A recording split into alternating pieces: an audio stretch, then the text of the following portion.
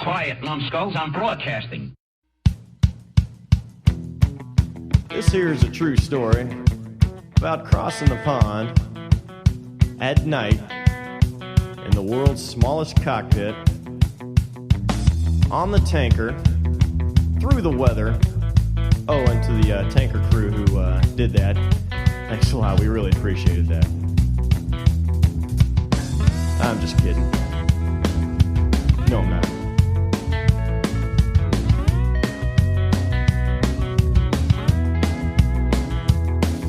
Well, there I was, crossing the pond, and you could see that I wasn't exactly... So there I was, 35,000 feet, somewhere north of Kandahar, and I get a call.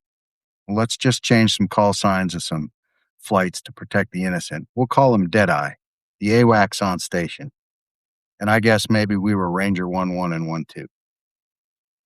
Couple of Harriers in the dark, flying around on goggles, waiting for our next mission set assignment. By the way, if you haven't seen 12 Strong, the movie, I highly recommend it. It's exactly what was going on in 2001 in Afghanistan. Oh, sounds like a terrifying night, and that is how all terrifying aviation tales begin. Greetings, everyone. Repeat here. You're listening to So There I Was. Thank you for joining us.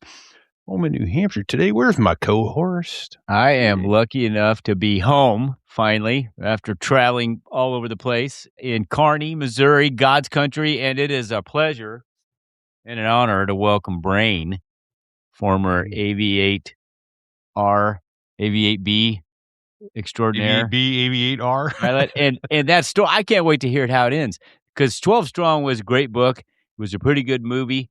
And if this is that time frame, is that what you're telling us? Is that time frame? Yeah, 2001. Holy shit. A couple weeks after 9/11. I can't wait to hear how that goes. Anyway, welcome, sir. Welcome. It's an honor and a privilege to get all your stories down. Yeah, long time no see. So yeah, and we go way back. Wait. I know Brain didn't start off in north of Kandahar. I saw him when he was a mere pollywog of a pilot, as was I in flight school. I guess Beeville's where we first met up. It would have been 1988, I guess, 88 in Beeville. So where'd you first look to the sky and go, I think I could do that?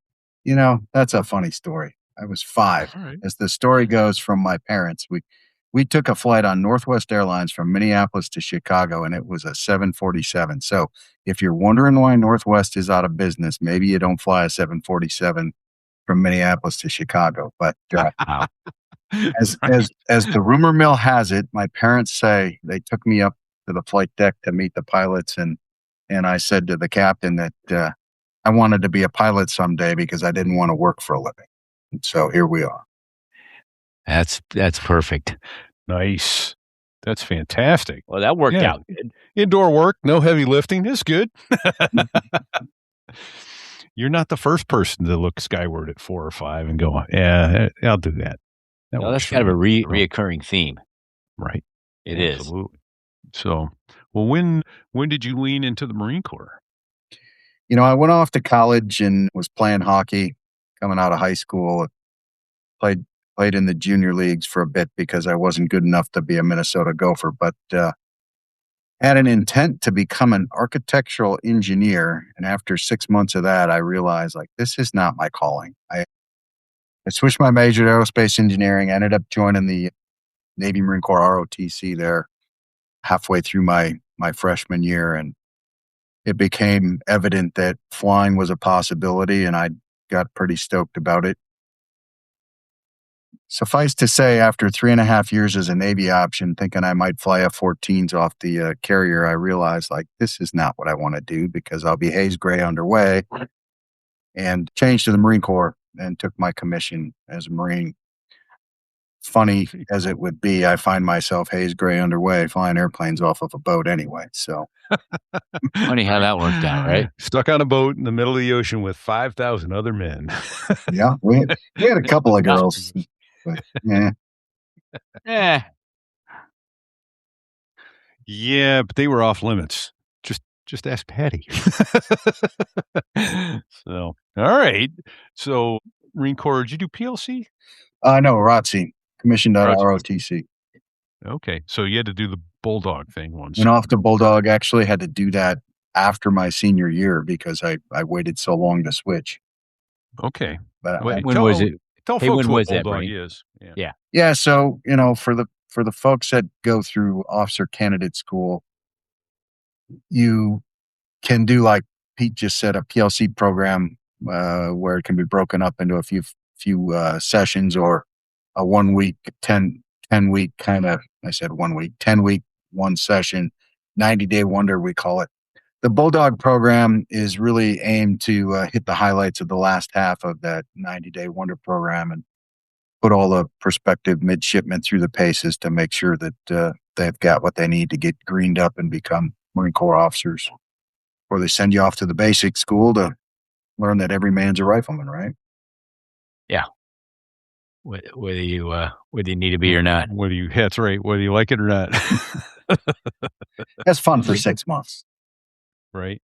And you know what? I'll tell you what, that is, as much as it sucked thumping around in the woods of Quantico, it gave us an appreciation for what our brethren in the mud were doing and going through. And when they needed our help,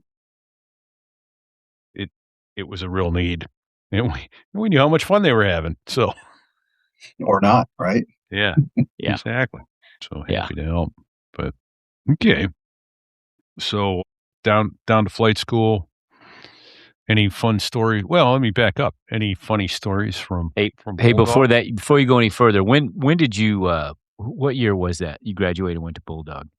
Let's see, 86. I'm a 86 commissionee. So summer 86 at Okay. OCS You're- Bulldog, and then Yeah. got I was there. commissioned right before the end of the year and started TBS in early 87. I was there summer of 86 doing my 10-weeker. Yeah. Probably Good times. ran past you in the Quigley or something. Yeah. Yeah. Yeah, no kidding. Oh man. So, any funny stories from Bulldog? Waking up, going, "Oh my God, what did I get myself into?" I the first night, right? You get there. It's so funny because number one, when you're in the ROTC, all of your ROTC instructors on the Marine side, you have a captain or a major who's the senior Marine in your unit. And then you've got a gunny or a staff sergeant who's there as a senior enlisted guy who's, largely teaching both the Navy and the Marine guys how to drill and proper military etiquette and all that stuff. Those guys put on the OCS instructor hat for the Bulldog crowd. And so, a couple of them when you get there, and it's not the typical Marine Corps, like getting screamed in your face. You kind of chuckle inside a little bit because you spent 3 years with this person and you know what they're like for sure. But drill instructors, they put that hat on and they turn into something magic. The first night we show up, we get off the bus, dump all of our gear out of our sea bag, and I'm not sure, I guess, to check for contraband and then pick it all up. They come in. And typically someone has a stack of forms and they sit down, they go, okay, fill out parts 1 through 4, leave part 5 for us. We'll sign that. They just open the door, throw a pile of sheets in the room, and someone's supposed to figure out what the heck you're doing with it. They kept us up till about 1:30 in the morning with nefarious whatever it was. We finally went to bed, and at 3:30, he's in there banging the trash can after 2.5 hours of sleep. Time to get up. And Got your nap. you're just wondering, what did I get myself into? What just happened? Right. No Yeah. shit. Yeah. Good times. Good times. Yep. Oh man. All right. So survive Bulldog. Go down to flight school. Then AI. Did we do AI together? Hard to say. I think I was October of 87 doing AI. I had to sit for a little while. Punky and Breeze and those guys were in that. I mean, certainly, I don't think I did AI with Punky and Breeze, but as things wrapped up through flight school and out of the Harrier transition, we ended up on about the same timeline. Right. Yeah, I remember that when we went through Beeville. I remember going through Beeville together. In fact, you lived right down the street from us. Yeah. And They turned the place into a prison for a little while. My wife used to say it seemed like a prison when we were living in base housing. Right. Oh, man. Well, we had some good times on Nimitz Drive, though. Yeah. I mean, you know what? I wouldn't trade any of it for anything. Right. I mean, looking back, some of it sucked at the time, and now you look back and you go, oh, those are some good times. And can you believe they let us take a high-performance jet to an aircraft carrier with like 112 hours of total flight time? Yeah, right. That's insane. Who does that? Who does it? Well, they don't do that anymore. Nobody anymore. Well, that's what's even more insane is now they don't do that. I can't figure out which is crazier. They made us do it, or they don't let you do it. Yep. Yeah. Oh, fascinating. So, all right. So, any fun stuff from primary for first time? Well, how much flight time did you have before you? So I was not one of those guys who had a private pilot license or did any CFI work at all. Yeah. My dad had gotten a private pilot's license. I had flown with him a couple of times, but I'll generally say I had no flight experience, when I got to Pensacola and started the game. So I was a fresh start from ground up. My wife, you're going to ask about primary. I ended up going to Corpus, BT-27 for primary. And my wife was ready to get out of Pensacola because she let me pick the apartment while she was having our second child up in Minnesota. Oh. And she was none too happy with my pick. So when they came in and asked for volunteers to go to Corpus, I went home and said, we have an opportunity to move. And I think she was in the car before midnight. So you go. Yeah, that was great. We enjoyed Corpus. It was a great place. Good friends, good times. Beeville was right up the street, and intermediates and advanced went pretty smoothly with a couple of rest periods in between there. But always a pool. But yeah, so I don't know. I wonder if we met in Corpus because I was a boomer too. Same time frame. Jimmy Sins was the CO. In fact, we dedicated a show to him. He passed a few years ago now from cancer, and I don't remember the CO's name. I started in, I want to say, February of 88 and got out of there in like May or June of 88, went up to Beeville. Yeah, I say right there, same time frame. But yeah, so anyway, but I remember Jimmy Sins just because I remember the story. He was the guy who got passed over for Lieutenant JG because he was a P3 driver who went out with his family. They went out to an outlying field and they all picked up their families. He was a brand new ensign in the squadron. And they flew around for a while, and his punishment was getting passed over. Passed over for JG? Yeah. And so for every rank after Lieutenant JG, he said was gratis, and he went out of his way to help sailors and Marines whenever and wherever he could based on his rank. And that's a real prince of a man. Yeah. So I don't think I heard that story before. Yeah. All right. Well, good. So yeah. So any Brain, fun stuff from primary? Yeah. Anything memorable? But you got jets, man. How'd you get jets out of primary? Worked your ass off. You know what? You study hard, right? Work hard, play hard. I went home on the night before selection, and I was the number one guy that week picking.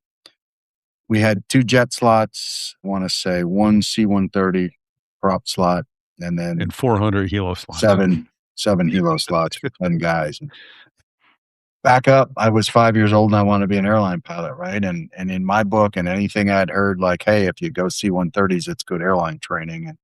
And I told my wife, I said, I think I'm going to select props. And she says, are you going to be happy with that? And I stewed on that for so long and thought, if I don't go fly jets, I will wonder forever what that was like. And right. I would have kicked myself forever for not picking it. There's your putting up a picture now of you and Senator McCain and your guiding light in the middle, Patty. My beautiful wife, sweet. Patty, who's been with me halfway through college and through this entire road. Celebrated 40 years of marriage back in March. So that's awesome. Dude. Congratulations. Man. Congratulations. Awesome. Yeah. That is awesome. I owe her my love and my best. Even though I never tell her. Maybe she'll watch this podcast someday. Yeah, there you go. Well, you definitely married above your pay grade, sir, Man, as no we doubt all about did. that, right? Yeah. Beautiful woman. Yeah. So any oh shit things you can think of, funny, scary from flight school, T2s, A4s, other than, the going to the boat for the first time, which is always Yeah, I think, pretty awesome. we all hate bad news and bad grades when we're learning, right? It's like the kiss of death. We feel like we Right. failed. I got a down in T2s, and I was at the bottom of my game after that night, after that day. And it was a couple of 3 or 4 flights into the formation flying stage, and major name not to be revealed gave me a down, and boy, I was devastated. But I will tell you what, it was the right move at the right time. I was doing the typical squeeze the black out of the stick, formation flying. Oh, okay. Yeah. Yeah. You guys know it's just a light touch and let the little motion go between the airplanes. No big deal. Wasn't the Venezuelan exchange major, was it? No, it was a Oh, Marine. okay. He almost gave me a down. It was a Marine, and it Okay. broke my heart. But that guy did the right thing and made me a better pilot. Got you what you needed, got you up to speed. And, Hey, did well through the syllabus after that. In fact, you're going to ask me about advanced. I did too well. It came to selection day, winging day, right? And was there an EA6B hanging out there? there was one prowler hanging out. But dude, Oh, all I wanted was Hornets Hawaii. I wasn't asking for much, right? Right? No, yeah, okay. And so I get Harriers Yuma, and I went to What? That's a jet, and it's halfway to Hawaii from halfway Point, to Hawaii. I go into the scene marina and I go, what the F? I had number one, very, very good grades. And Yeah, how's this possible? How's this possible? he says, well, there's a grade cutoff, and we got to get guys above a certain threshold with the grade cutoff, send them to Harriers because the plane's hard to fly and blah, blah, blah. So you were too good. He says, unfortunately for you, no one else was above the grade cutoff, and you were. And So some other schmuck got F-18 Hawaii. So the next guy below me gets F-18s Hawaii. And the number 3 guy gets F-18s Hawaii. Oh, come on. Number 4 and number 5 get F-18s Hawaii. Oh, come on. We sent That's just 4 guys out to Hawaii behind me, flying Hornets. And the last guy ended up in the prowler slot. wow. But I got to Well, tell there you, you go. we'll get there on this discussion. We're Yeah. going to talk about Navy Test Pilot School and what it's like to do test work. I got my, I've been able to fly the Hornet. I've got a few hours in it, both the B and the D. It's a fun airplane. Your grandmother could fly it. You're not missing anything if you never flew a Hornet. So I was going to go there with, and I asked Punky this question. We need to get him on the show. You haven't had him on yet. Because you went to test pilot school, you got to fly 1 or 2 other airplanes besides the Harrier. All the airplanes you've gotten to put your hands on over the years, what's your favorite? Born on the F-15 was the most fun to fly. All right. You guys have all done loops. A lot of guys listening to this podcast are, fighter dudes flying. I'm in the front seat of an F-15B out of Edwards. And the way it works when you're a test pilot, there's no simulator, no demo first takeoff or landing. You jump in the front seat. You got to memorize all the boldface. You start it up, taxi it out, take it off. If it's a 2-seat airplane, and some of them aren't, like the A-10 or whatever. But if it's a 2-seat airplane, they'll put a safety guy in the back seat just so you don't destroy his airplane. And, Poor bastard. but they're a great resource because they're talking in your ear on the ICS the whole time. This guy tells me, okay, I want you to do a loop. 10,000 feet, pull it to idle, 4 Gs. And if you do An idle loop? idle, What? 10,000 feet, 400 knots, pull it to idle, hold to 4 Gs and do a loop. All right, right now in your mind, you're thinking, I'm going to get to about 60 degrees nose up, be at about 180 Fall knots. out of the sky. Falling out of the sky. Yeah. That thing just went over the top. I think we maybe touched 180 as we were completely inverted on the backside coming back down. An idle loop. That's how clean that airframe is. And amazing to Oh, watch. shit. Just a blast. Wow. That's impressive. That is Hey. real impressive. All right. Hey, hold on. Before we get too far downrange, before we get too far away, we got to backtrack. Yeah, we got to go back to Harriers and the rag. No. Too far back? Sorry. Flight school. Yeah. T2s. You got a down.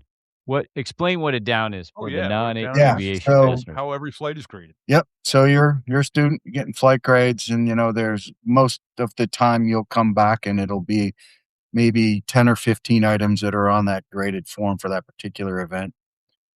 Mostly averages. Maybe you get an above average on something you do a little bit better than the average guy, or maybe you get a below average on something you need to work a little harder on. I think probably for the most part, we all felt pretty good if we got 1 to 2 above averages on a sortie. Yeah, try to get a 1 above. A down is 1 below a below average. It's an unsat, so it's a failure of the flight, failure to progress, and you are basically stopped from training at that point.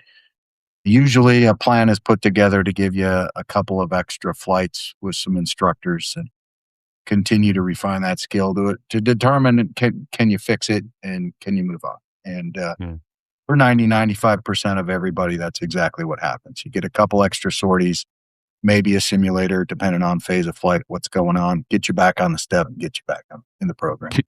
Can you tell our listeners which flights are graded in flight school?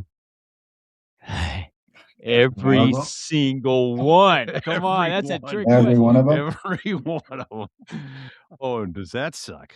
Every brief's like a final exam. Yeah, every one of them. Every brief. It's like a check ride in the airline world, right? Like you get graded on that one, but every day. 97% of the other stuff you do isn't. Yeah. Every flight, every day. So get up in the morning, go to the ready room, get kicked in the junk, go flying. That's how it is. Yep. Right.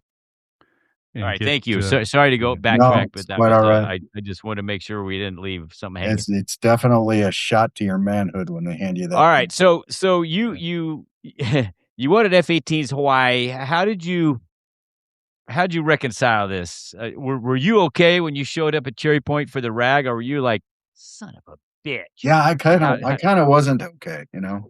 Yeah, it was a long drive from Beeville, Texas, to Cherry Point, North Carolina, and my wife's tired of listening to me bitch about it. Right? Yeah, it was hard. I was grateful that the Marine Corps thought enough of me to say, "Hey, you're a great pilot. We need you to go to the Harrier community." It's not what I wanted to do. It was a little bit bittersweet, but I'll tell you, we're going to get to a whole career of 27 years of flying airplanes in the Marine Corps. I, again, wouldn't change a thing. Had I not gone to the Harrier community, I wouldn't have learned half of what I did. I'm pretty certain I wouldn't have become a test pilot, and I have no idea where I'd be today. It is the best thing that ever happened to me. Awesome. Well, that's fantastic. Was it how many flights into it before you were like, okay, I'm kind of glad I'm here? I don't think I had that aha moment till I went to my first gun squadron and started flying on the goggles. It's one of our things to maybe talk about. Yeah. Okay. It was that really made me say, I am in the right place. This is where I am. You went to the Black Sheep, right? 214. Black Sheep, 214. Yeah. Hey, did you Westpac in 92 with them? Yeah. So I went to UDP Iwakuni. And I think you were in 223 at the time, Fig. Yeah, we relieved you guys. Yeah. Pete, you were in 223 as well? Yeah, we were there together. Yeah, so you guys were the UDP relief. Yes. Okay. Which is, I remember the story of Fig telling people that, he'd run 1 mile for every beer he drank the night before. And I said to Fig, I can't run that far. Show title, I can't run that far. 3 miles, right? I trained. Holy shit. Ain't that the truth? Yeah. Wait, you got to do a freaking marathon every day? Yeah. Well, JJ Smith, I was in his wedding. He was in my wedding. We were pretty tight, and he bequeathed me his Benjo bomber when you guys left, and I rode that for the and I bequeathed it to somebody in 231 when they would make that. The Binjo Bomber comes into this topic of discussion at some point, maybe too. Well, let's go in. Let's get in there. Get So in you, there. Yeah, let's get in you there. got So you got down to yeah. I was going to kind of open with what it's been to be a Harrier guy, right? And I guess we got there. Didn't want to be here when it started, and can't believe how fortunate I was for the gods to send me where I ended up. You guys know we got Harrier Sundown coming June 3rd, final flight, and we're going to be We're there. going. We're We're gonna be going. at the booth with Derek Combs at DC Artworks. Our sponsor for this show is giving us booth space, and we're going to be there getting stories. Anybody and everybody who's a Harrier guy that I've run into and talked to on 5 different tech streams or in person, is put that on the map, and it is going to be crazy to see everybody. Outstanding. Yeah. Outstanding. So, Well, good. I look forward to hoisting a beer with you then. Yeah, I've trying to work a deal to get Topless to fly to Norfolk and jump in the car and ride down with my wife and I, and Good. we're hoping to pull that off. It's going to be a lot of fun. Yeah, be good to see you guys in person again and have a couple of beers together. That. And I'm trying to think, just real quickly, you were the XO at 223, right? 223, correct. Yeah, okay. That's the last time I saw you. So that would have been the 98, 99 time frame. Yeah, summer 99. Okay. Now retired Lieutenant General John Davis at the time had the squadron, and he pulled me in to be his XO. It was good. Great place to be. Yeah. Maybe doing some stuff that you guys wished you'd have been doing a couple decades earlier there. Amen. Ain't that the truth?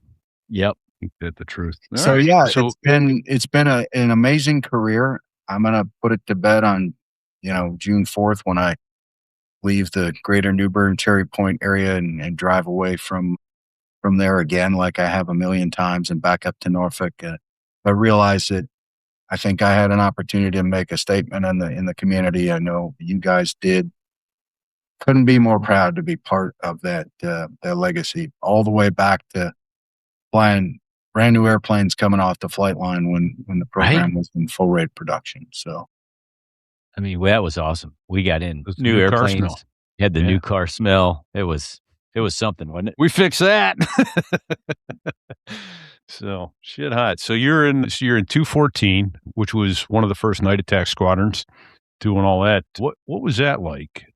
Because I'll tell you what, I was kind of against that, and I never did fly the Nogs as a single seat attack pilot.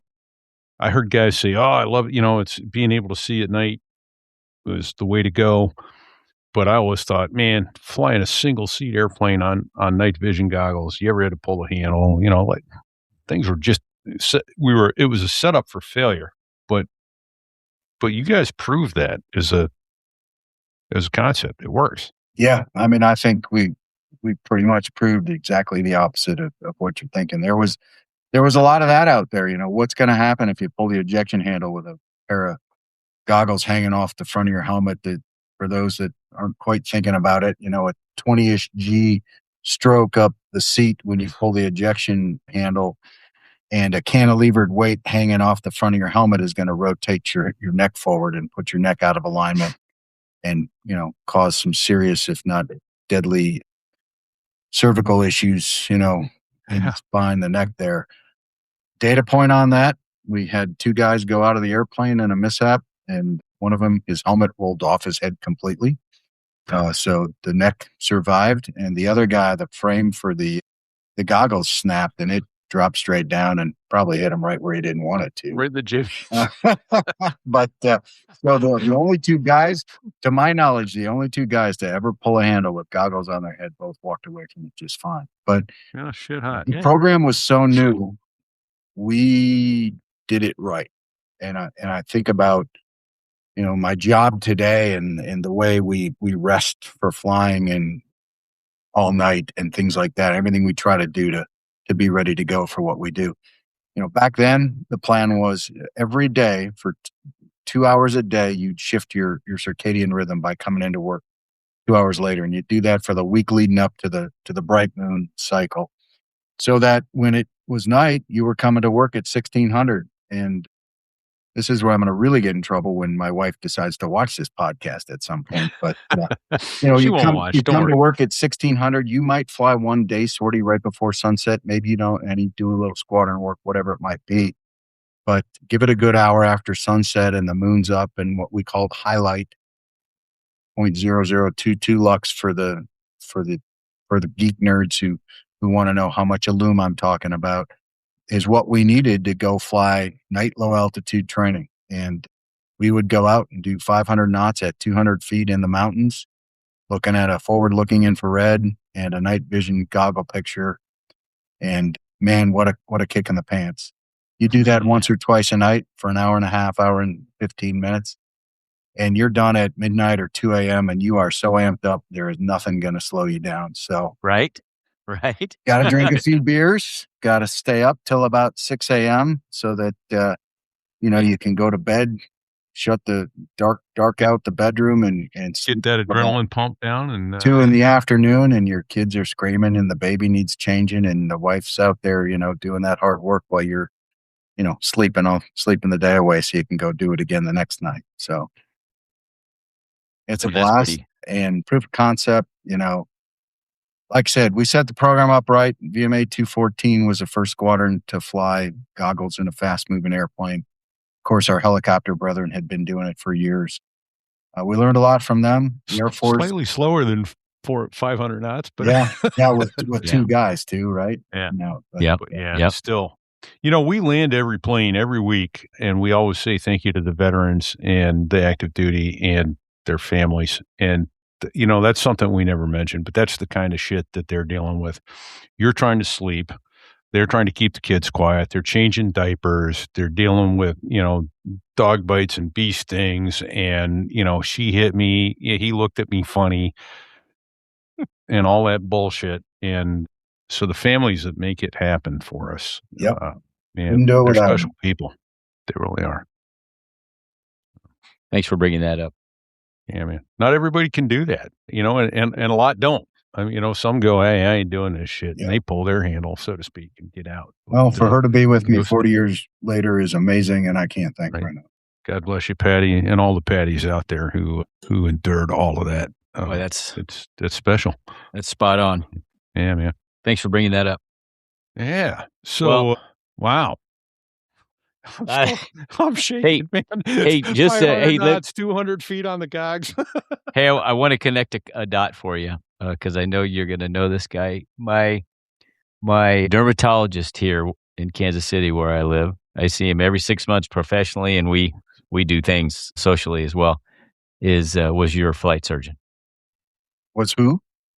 Was your flight surgeon? Oh yeah, John. John Rupp. Yeah, great. Doc. American. Yeah, as a matter of fact, that's one of his paintings right behind me. No kidding. As is this one that I'm holding I up did now. not know that he got. Can you make me big there, Bego? We're sticks. I did not know that he got into painting, but he is an amazing artist. He's an amazing artist. Well, he's inverted. Keeping up foreign relations, right? Yeah. So. He is inverted. Yeah, we loved him as a flight surgeon. He was great. Yeah, so he did this. This is about to get framed and go in my fighter bar when I finish it. No, it's going to be cool. Yeah. And we need to find a way to get those sold because Doc is quite the artist. He's sending me with a QR code for that one right there, the AV8B. Oh, shit hot. Nice. Yeah. Man. It's got all the squadrons on it. It's pretty badass. That is really cool. Yeah. So, Brain, you talked about, you wrote it actually in your notes, and I think this is perhaps the best description I've ever heard or ever seen it. And I'm looking for exactly that line. There it is. We wanted to talk about how the Harrier community went from near irrelevance on the modern battlefield. And we were on the edge of being like, what are those guys doing here? To a precision strike weapon that set the standard for today's precision guided weapons and, onto the 5th generation fighters. And we got to credit to some degree Bart, who helped get that whole targeting. Oh, the lightning pod. Yeah. I mean, that was, so I'm not going to try to take much, if any, of the credit. I happened to be doing my test pilot tour at the time that Art was up at Nav Air, and we had come out of the first Gulf War. The Harrier played. We had, I think, 3 squadrons over there, if I remember correctly. Oh, more than that. 4. We had 331. 311, 231. 231, 331 before it shut down, right? Yep. 311. 542, 231. So three East Coast squadrons and at least 2 West Coast squadrons. And everybody was day attack, meaning not a night vision goggle capable, certainly night capable. Yeah. No radar. But no radar, an angle rate bombing system, which really only works in the daylight, and some laser tracking capability. We had GBUs, we had laser guided bombs at the time, but a lot of cluster missions, a lot of dumb Mark 82s, Mark 83s, Mark 81s. That whole suite of, I'll call it, Vietnam era weapons that were on the airplane in the early 90s that we all trained to, right? Yeah. And we tried a couple of times in the early 90s to get into some sort of targeting pod program because we saw all the other fighters doing it and it looked cool. And oh, by the way, it became a requirement for the AO. Like, you weren't going to get invited to the dance if you didn't have some sort of targeting pod. Yeah. And we're going to talk about Otis at the end here. But when I showed up at 223 to be the XO, I'm going to use a little bit of crusty language, and I'm going to apologize. You can. This is explicit podcast, Brand. Let us go. I mean nothing ill to any female aviator in the Marine Corps because they are outstanding. We had, I think, the first female fast mover aviator check into our squadron at 223 when I was the XO, and she was one of the best pilots there. She made a personal decision to move on after we had a mishap out in the Chocolates where one of our smaller men aviators went out on the ejection seat and his body was really too light for the seat and it hurt him. And she made the decision, a very difficult decision, to leave the community and go fly something else out of her own safety. So what I'm about to say is in no way intended to offend anyone, and I'm sure I will.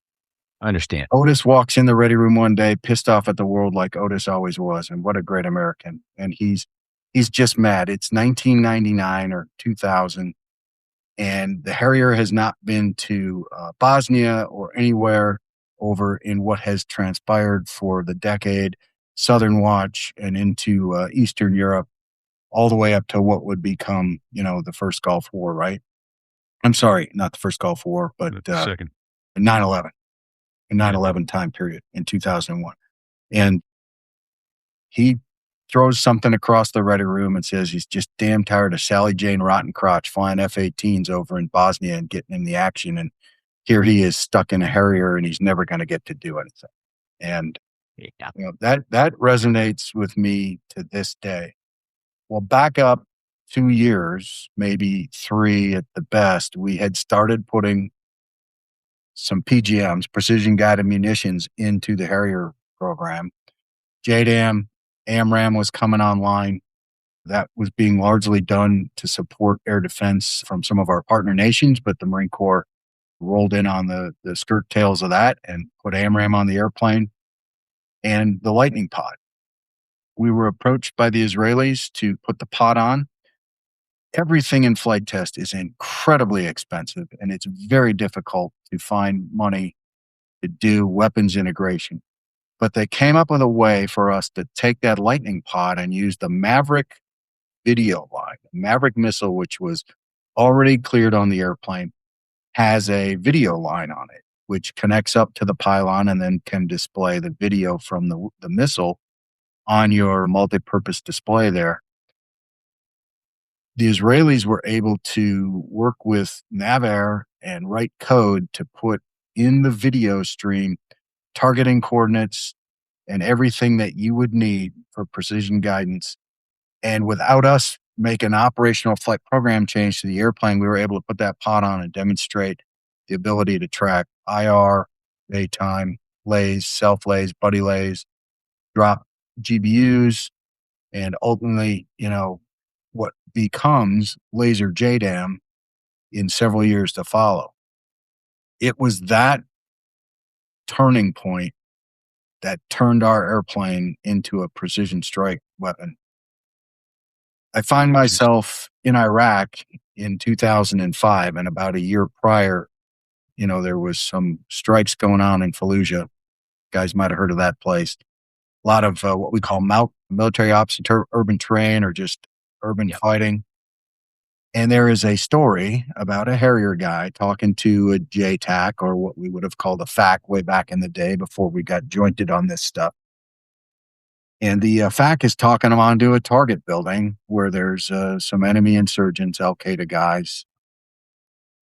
And he puts his pod down. We had at this point integrated the ability to stream off of the airplane the video from the pod back down to the ground to the forward air controller or the JTAC with a rover, being able to see the exact same video that the pilots sent in the cockpit.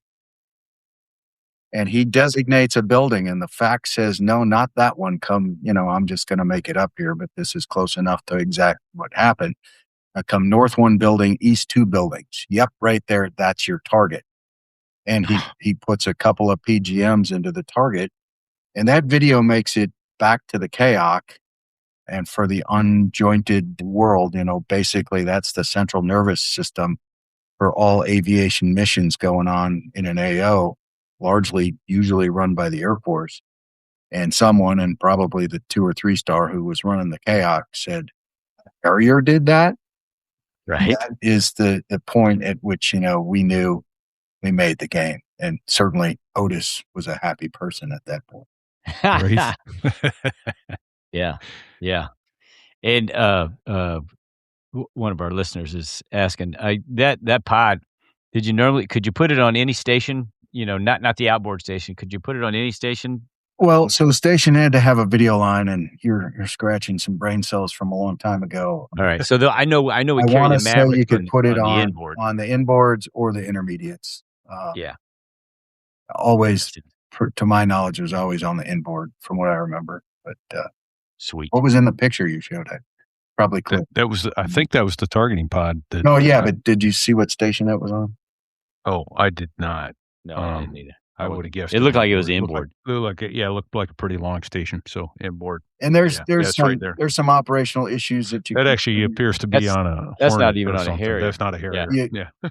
There's some operational issues you worry about, like masking the mask, where if you slew it in a certain direction, you're going to be getting blanked by other pylons or belly of the aircraft or whatever. So that all came into play. But doing that flight test, certifying that thing for use was a huge step forward. JDAM making it into the program, it went miles to. Brain, I may be asking a question that you are not allowed to answer. How many targets could that thing pop at once?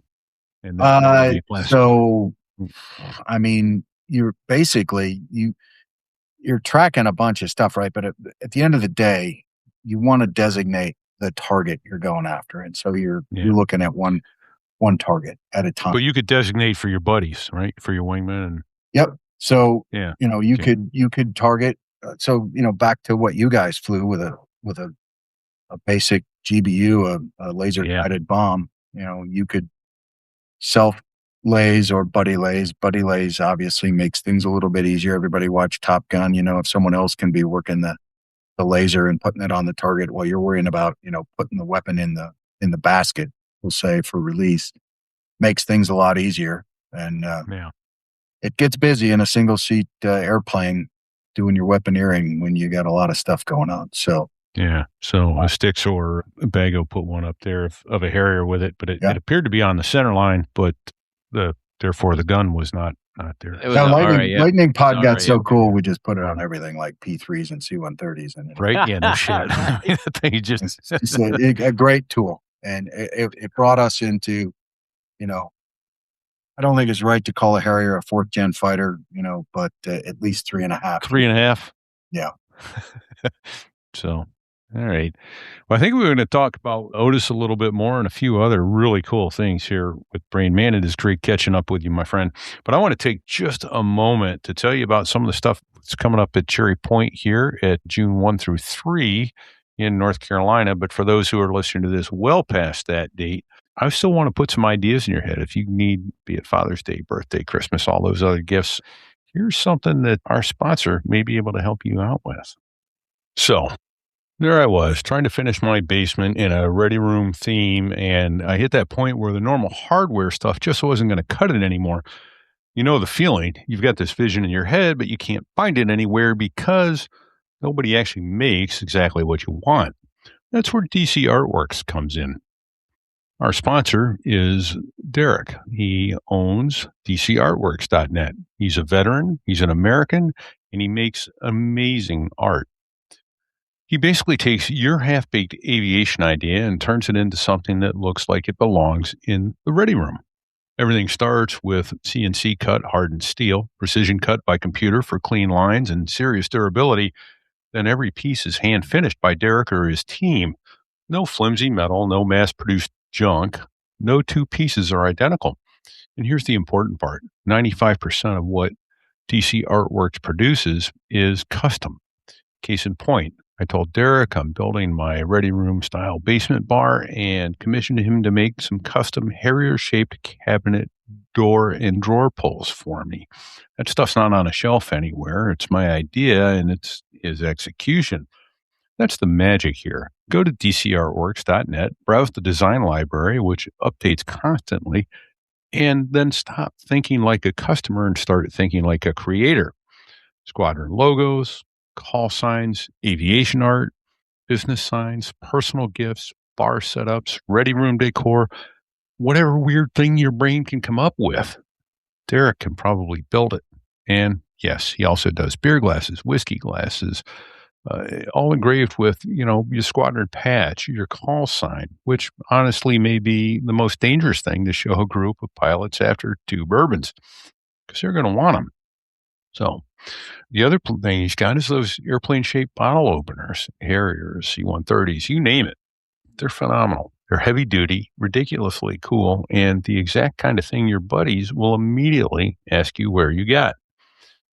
DC Artworks specializes in metal art and fabrication, powder coating, and multi-material engraving. Derek is also a military GPC vendor and offers bulk and repeat discounts and is one of the lowest priced vendors in the business for this level of custom work. And if you're heading to the Harrier Sundown ceremony at Cherry Point, June 1st through 3rd, 2026, Derek will be there with us. In fact, he's offered us his booth as a space at the picnic in Havelock. So we'll be there. Come by and say hello and see the cool stuff he is bringing to the show. Get yourself some cool merch, right? Yeah. So here's your mission now, though. Go to dcartworks.net, use the code STIW, and get 20% off every order, every time, forever, even if another sale is already running, right? Then contact Derek and say, so there I was, and I've got this idea. Thanks to dcartworks.net for sponsoring this episode. Indeed. Thank you, Derek. Looking forward to meeting you in person soon. So there was more on Odin. What became of him? I want to end with something really neat on him. I'll talk a little bit more about our relationship. I went to 223 as the XO, like I said, in the summer of '99, and we had, like all Harrier problems, a bunch of engine issues along the way. We were supposed to float on the 22nd MEU. That didn't happen. We gapped for a year putting Harriers on the MEU, which is a huge deal for the Marine Corps. And for talk about not getting forgotten, huh? I mean, it was bad, but for the community and the better of the community, it had to be done. So we repicked up as the boat deck, ready and cocked and ready to go in really the spring of 2001. And we tied in with the 26th MEU. At the time, I had been designated as the Harrier Det Commander for the 22nd MEU plan a year prior. I carried that forward a year later and still went and took a det. All right. Sorry. Let me interrupt for just a second for people. A MEU is a Marine Expeditionary Unit. It's a combined air-ground task force of a certain size. So that's what a MEU is. Okay, go ahead. Yeah, and the Harrier is, and now F-35B, part and parcel for that is really the only fast mover fixed wing aviation support organic to that combat element, which is comprised of a very large component of ground forces, call it 700 or so guys, a logistics component that is there to support what really is 30 days of combat operations coming from the sea to the shore. And then an aviation unit, which is made up of those helicopter squadrons, attack helicopters, utility helicopters, transport. Now, CH-46s turned into V-22s here a decade and a half ago. And then your fast movers, which were Harriers, now F-35Bs. So to not carry what we called the, MU commanders hip pocket artillery, heavy artillery with attack airplanes was a big deal. Yeah.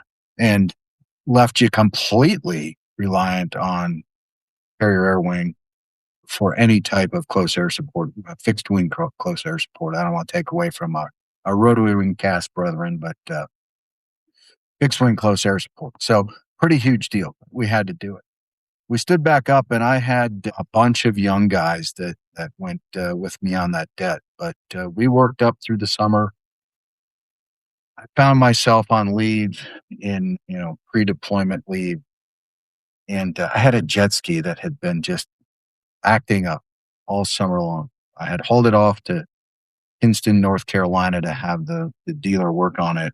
And it was a carburetor issue. They told me it's all good to go. So we drove up there, picked it up. And on the drive home was when 9/11 was happening and the airplanes were flying into the World Trade Center. Wow. I kind of put my head in the sand for about 38 minutes and went, wow, this is not good. And this won't affect us. I really wanted to know if my jet ski worked. So I, driving home to get prepared for whatever was coming down the pike in the next 45 minutes, I stopped at the boat ramp, dropped it off the trailer really quick, fired it up, said, okay, good. Put it back on and looked at my wife and said, well, I guess I better call the base now. And so the rest is sort of history with how 9/11 occurred. And we found ourselves deployed 1 week after 9/11, heading over to Afghanistan, the North Arabian Sea. And Otis was one of my very young guys in the squadron. And for those squadron guys, you're a senior leader, hold a bunch of instructor quals. People look up to you, and hopefully you're a good leader. And you'll never know until you go full circle with these guys, 10 years later. But spent many a long nights in my stateroom on the ship talking about airplane performance capabilities, doing math together. Some people like to tease me about sitting around doing math for the fun of it, but you got to keep the brain sharp. Hence the call sign, brain. And there's a picture I don't think I sent you this one, but in my stateroom was a whiteboard, and at one point Otis wrote up on there, Uncle B. The boys referred to me as their uncle, I guess, and that's a good thing. But right on. He ended up becoming a great Harrier pilot, went off to weapons tactics instructor course, became a MOTS instructor, and found his way up the chain. And we run into one another, I guess, 2011 when he's working F-35 for headquarters Marine Corps, and I went to the program office to be the director of requirements. So we'll circle back around on Otis here at the end, and I'll tell you how things end up. But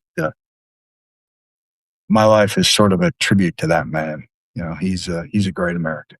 He's the best we've had in the Harrier community and as Marine leaders. So that's Otis. That's a little intro to Otis right there. Fantastic. Went from grumpy Otis to a great Harrier pilot. But not Otis the town drunk? Different Otis? Well, that is 100% where he got his call sign. I was wondering about that. Oh, man. Yeah. Okay. Fantastic. So, Wow. Oh. So 1 week after 9/11, you guys were underway. In fact, it was the 11th of September, right? So at 6 a.m. on the 12th of September, less than one full day after the World Trade Center event, we were all in a red room ready to fly out. It was complete, cancel all port and starboard leave. It's time to get everybody back. We need to go. We didn't know what was going to happen. It was pretty easy to kind of look at it and say, well, the Navy has got to come out of Norfolk with the amphibious ships to load this Marine Expeditionary Unit up out of Camp Lejeune, North Carolina, and Cherry Point, North Carolina. And, you knew there was going to be a few sailing days for them to get down and do what we call the onload. But we were prepared. We did end up leaving exactly 1 week after. So 223 Bulldogs were in the breach? 223 had the debt going out with HMM at the time, 365, the Blue Knights. Now they're a V-22 squadron redesignated as a VMM. Nice. Hey, can I ask about a call sign that was probably in the squadron with you at that time? At 223? Sure. BTO. Does that sound familiar? No. Okay. We'll talk offline. Okay. All right. So now you're heading downrange, and you said had to take better part of a month to get there, even at top speed. Yeah. So the Navy never goes anywhere at flank speed because maybe unless it's a nuke powered carrier and nobody can keep up with them, so they don't do it. I mean, I bought a nice boat and it'll go 24 knots top end, and it's shameful that the carrier can do 1.5 times that. I could not even keep up with a 1,000-foot long aircraft carrier. but an LHD, of the Wasp class variant, can hit about 20 to 22 knots full stroke, and I think we were doing most of that, the whole way. Oh, no kidding. Okay. Were you on the Kearsarge or the Wasp, or do you remember? I was on Baton. And I'll tell you, this is a bit of an aside, but I live in Norfolk now, and it is so fun to go boating down the Elizabeth River and look at the Baton sitting when it's in dry dock or when it's over at Pierside at the naval station, and think about my days living on that ship and launching off the front of it at night with a full load of bombs on night vision goggles and going downtown in Afghanistan in the early days. Yeah. It was scary. Nobody knew what was going on, but we went out and we did what we do, and it was very successful. It was our chubby. Yeah, I know, right? Awesome. So it was our MEU, the 26th MEU, which linked up with the 15th MEU. For the Marine Corps, we had 3 on the East Coast and 3 on the West Coast, another one over in the Western Pacific. And you've always got one deployed, one working up for deployment, and one that just came back standing down after deployment. So it fell on 24th MEU initially, and we in-chopped, and they came out right after 9/11 happened. But 15th MEU and 26th MEU end up in the North Arabian Sea under then Brigadier General Mattis. Most people know him as a retired 4-star, SecDef. Yep. But Brigadier General Mattis brought the 2 MEUs together and for what became the insert into Camp Rhino, a southern Afghanistan dirt strip. Spent several weeks in there, bringing almost all of our helicopters ashore, flying our fixed wing off the boats, and preparing for the assault on Kandahar.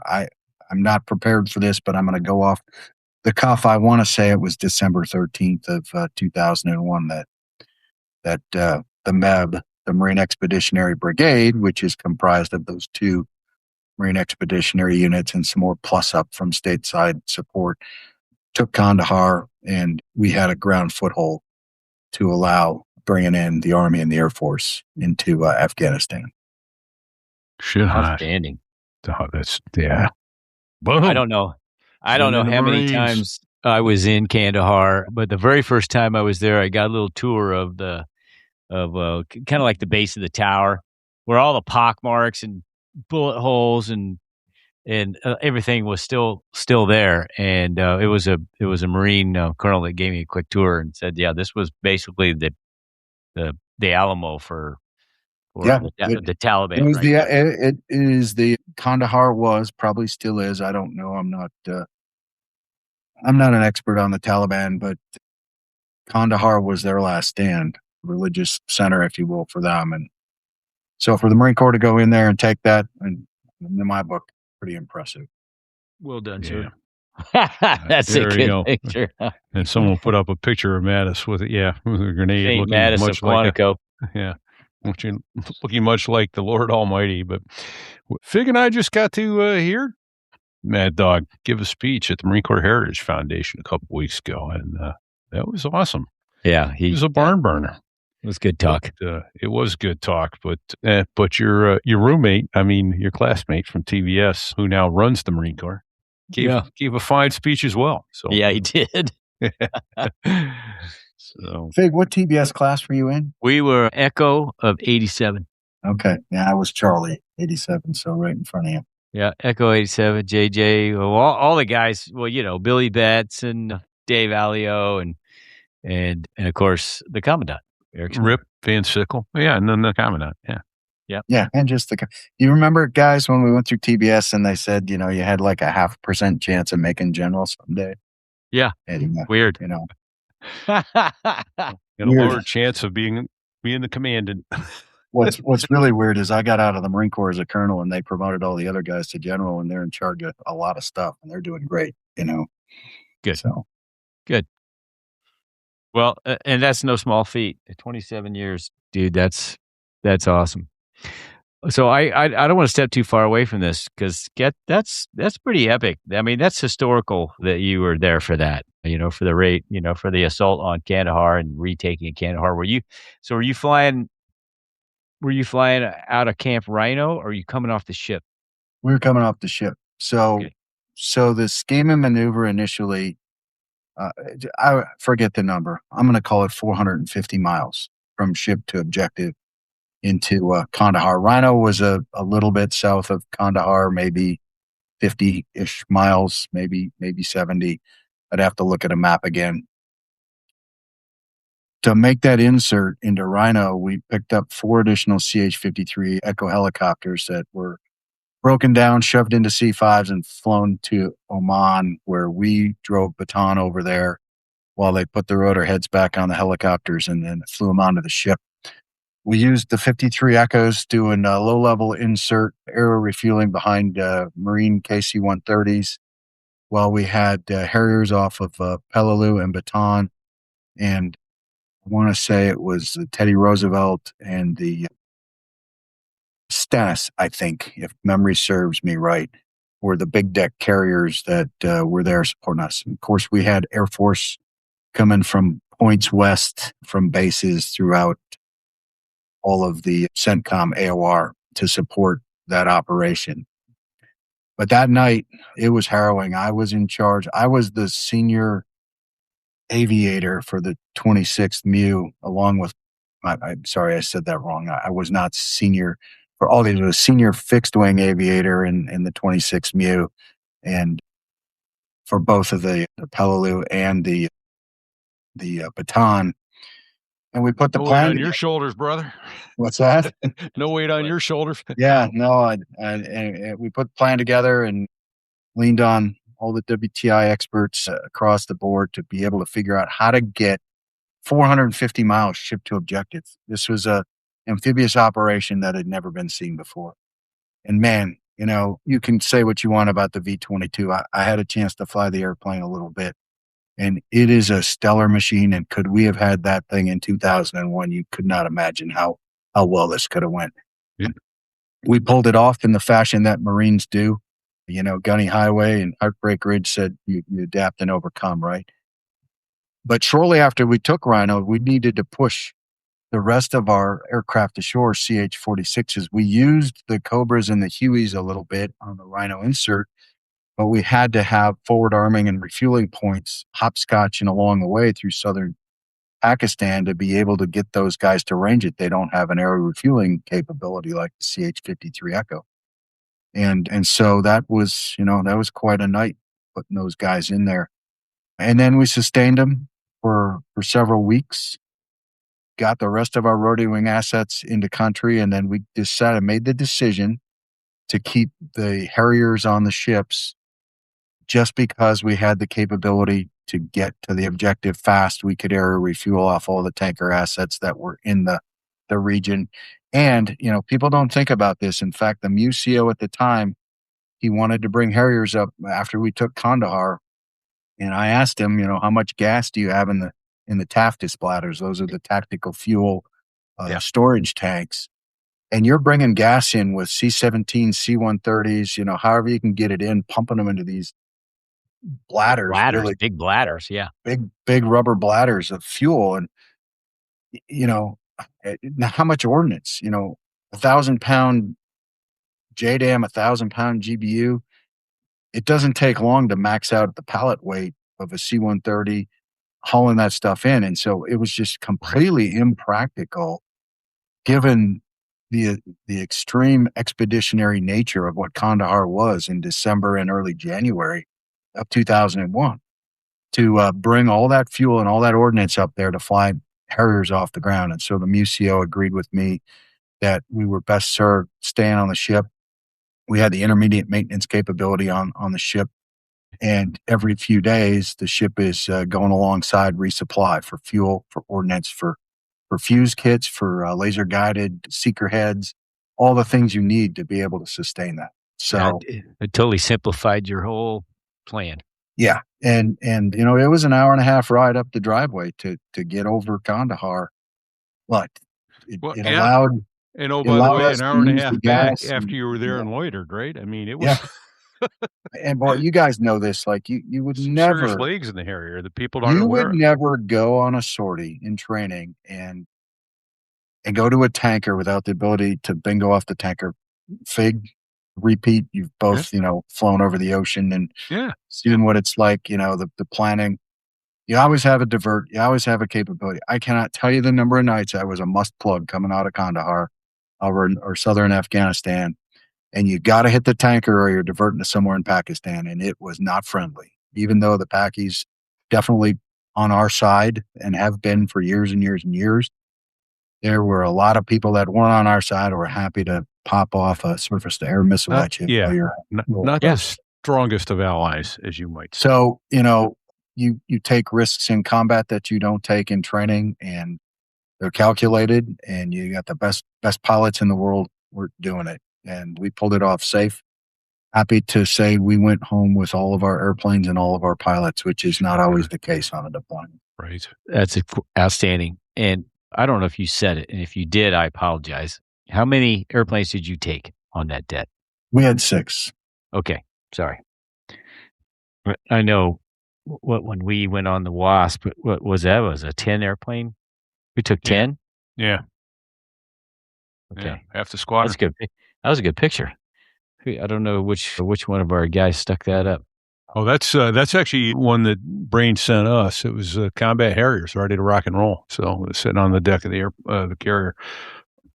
But it reminds me, we had Sugar on the show back in the early days, and his helicopter experience helped provide and prove the concept that VSTOL would work. And then, you guys turn around and not only proved it worked, but you proved it with the targeting pods that you got and made the airplane relevant again. As it was. Yeah, boy, I was so I had left my test pilot tour working Lightning, right? And we proved the concept and I was working it hard to get Lightning pod out to the ship and into Afghanistan in 2001. And I got shot down. The program Seriously? Holy shit. Well, we don't need them in combat, right? They need to be at...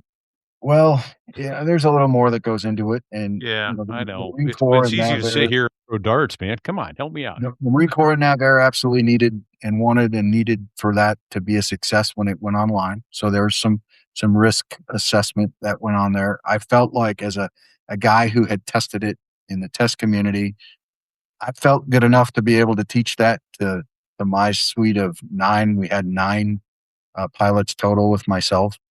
But decision was made no. And so we see it, show up about a year and a half later in 2003 in Afghanistan, where it did amazing work. So, yeah. So the early days were you guys just dropping laser guided bombs with a lot of either ground designated targets from guys on horseback or however they could get there. That's Yeah. crazy.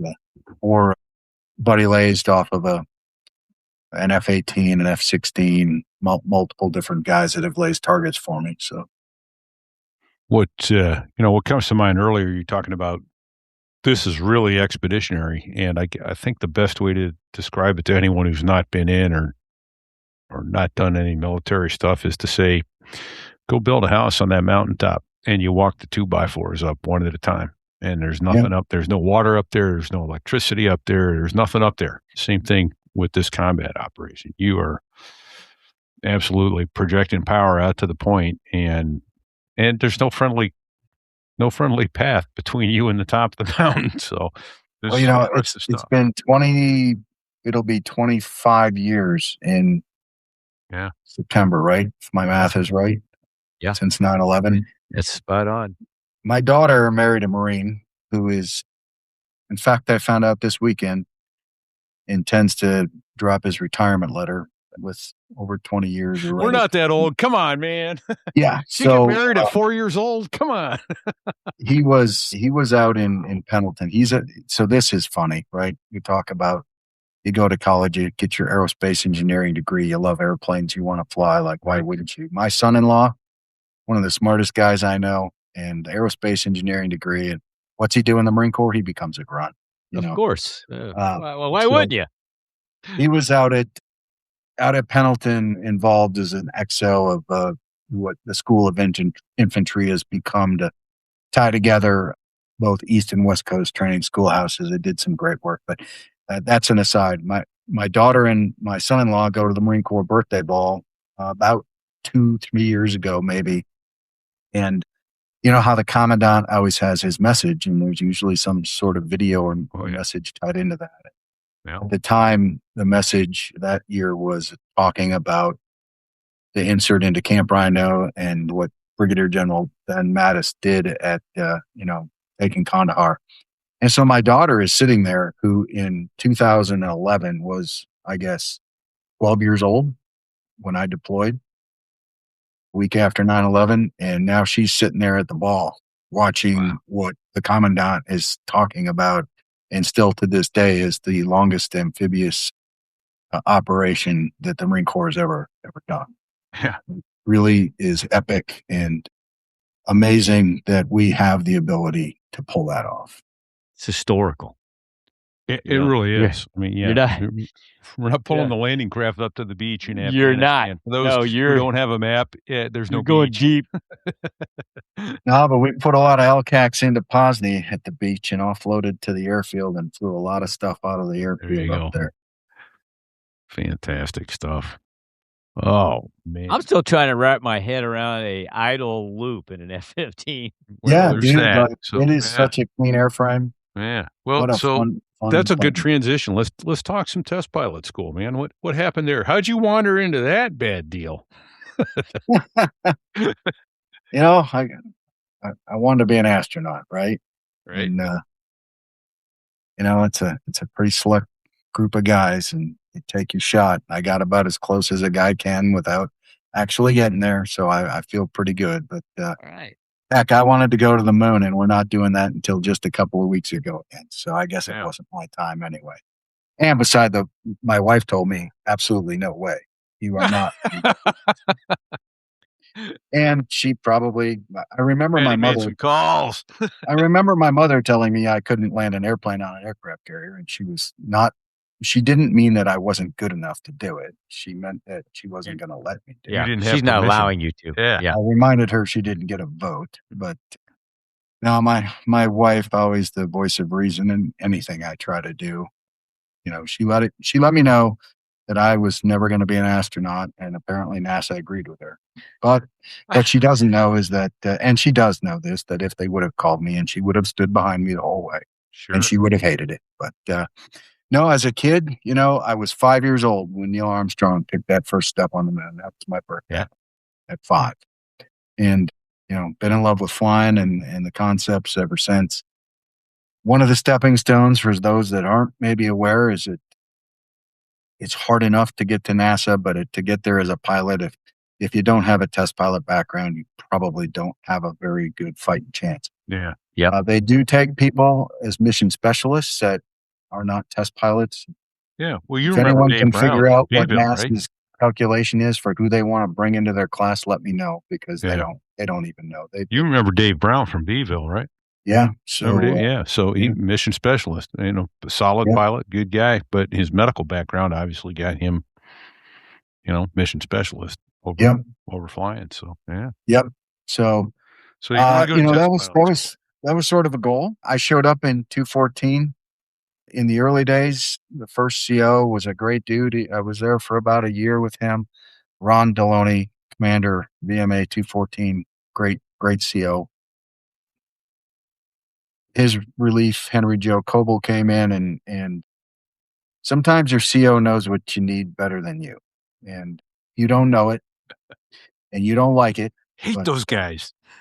sometimes a senior Marine says you're going to fly Harriers Yuma, and you're not having F-18s Hawaii, right? Yeah. And then there.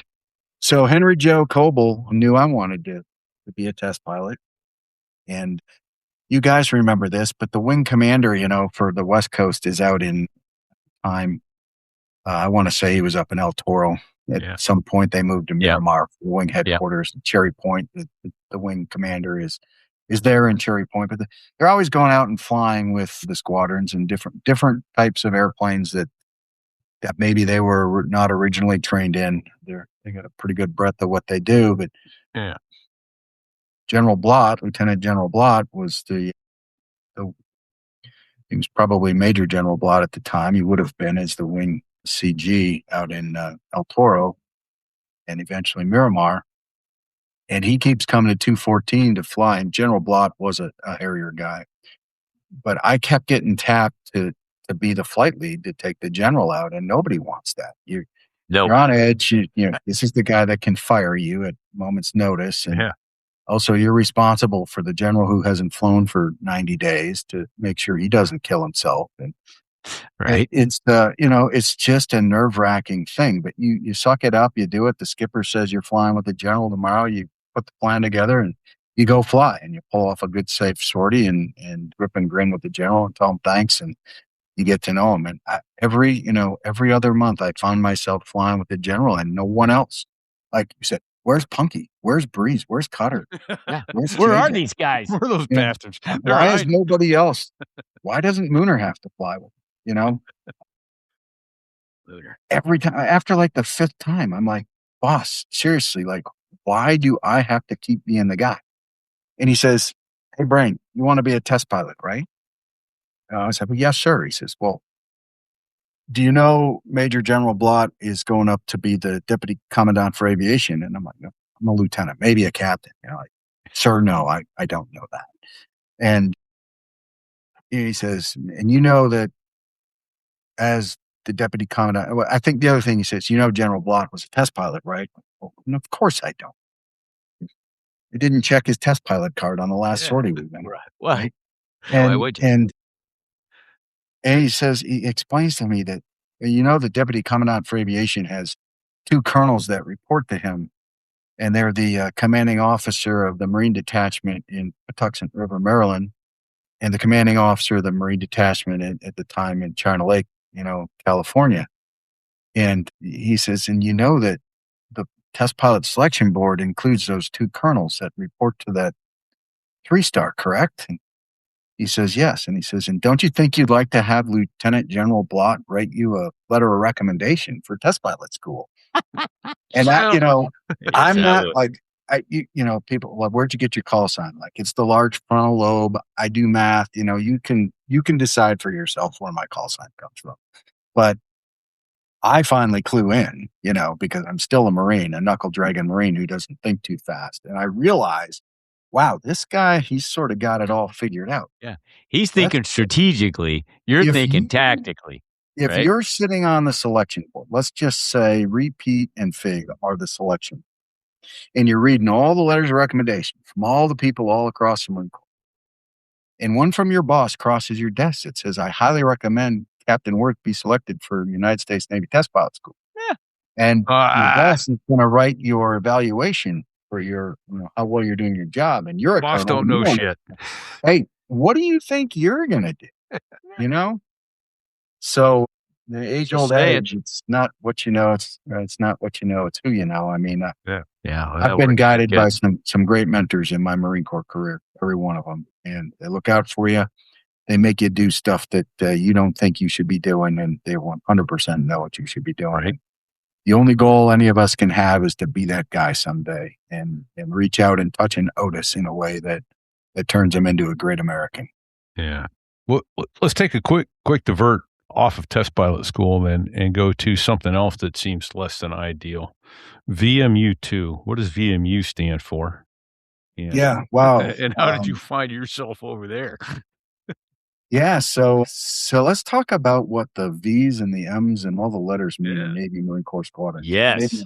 Have you guys done that ever? A little bit. And we do have let's rehash. A glossary. So there was that US/glossary, but so you see, I don't think VMU is up there. Yeah. You see VMA, VMFA, VFA for a Navy squadron.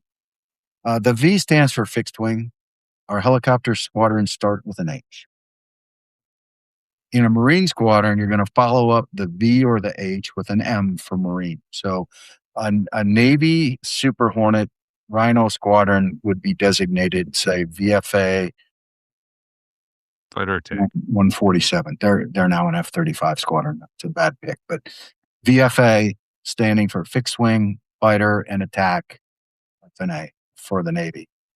We throw the M in there to designate Marine, VMFA.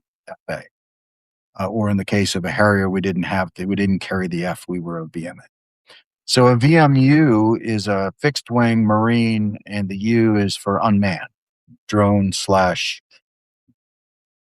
RPV, whatever you want to call it. That's a picture of a Scan Eagle you're showing right now. We'll talk about that real quick.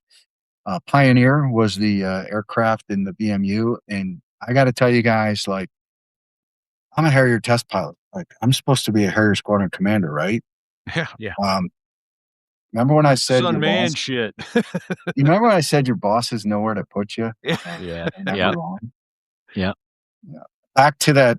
Did we talk? I think repeat. It was maybe before we got online. We were talking about that phone call where I had made some plans to do something other than the Marine Corps, and then I got a call from headquarters that said, "Congratulations, you got a squadron." And it was VMU2. And I first thing I said was, "What is a VMU?" And then I realized that when I was the how do you spell it? When I was the XO at VMA 223, I remember sending some pilots that were struggling a little bit in the Harrier over to VMU2. Then I had, I got flush and probably sweated out of my armpits and realized, like, oh no, what have I done to myself? Oh no. I'm going to tell you right now, it had nothing to do with being a CO. That is the best tour in the United States Marine Corps that I've ever had. Really? Okay. Well, that's saying something. In 2 seconds, give me the elevator pitch. Why was that your best? Yeah, because it's not about flying airplanes. Well, maybe it is about being a CO, but it's about leading Marines. You not be a CO to lead Marines. We leaders at all levels in the Marine Corps. Yeah, from corporals up to colonels and generals. And I had an opportunity to go to Iraq two summer vacations in a row and lead that squadron. And it was not about flying airplanes. I didn't need to do anything else in the Harrier. I'd done everything I needed to do. I guess I made my fingerprint on that program and it was good to go. VMU, on the other hand, had been kicked around the Marine Corps for a few decades. The squadrons started out as what we called RPV companies in the artillery units for spotting artillery from the sky. And they crashed a lot of airplanes. They didn't have aviators involved. Some decisions got made to put it into the air wing. It found its way into the Marine Air Groups for a while. It found its way over to the Marine Control group side. And I believe, eventually has found its way back into the MAG side. That squadron has transitioned to Reapers at this point and quite capable, armed, remotely piloted aircraft. But we were in the formidable stages back in 2003, 4, 5, and 6. Babar started it with the first deployment, and Spike had VMU2 right before me. And then I rolled in there and things got kicking. Spike had started a deal with Scan Eagle, which was In Situ was the company that made it. The plane was designed as a fish spotting airplane off of boats in the ocean, spotting fish. And somehow Boeing got their mitts on it and brought In Situ in on a contract for the Marine Corps to bring Scan Eagle over to Iraq. And we flooded the skies with ISR, intelligence, surveillance, reconnaissance missions in the VMUs. The Marine Corps couldn't believe what the capability was. And there were a lot of growing pains, but it came to the point where we sat around about the time I gave up command of the squadron and talking with headquarters Marine Corps guys about how do we turn this into a full-time billet where guys are career driven in the unmanned side. The Air Force has been doing it now for a while, and it was necessary for the Marine Corps to do it. Manpower is always an issue. You wonder what you're going to do. When am I going to get the guys to do that? I don't want to say fortunately or unfortunately, but the reality is that the WIZO program in the Marine Corps was going away.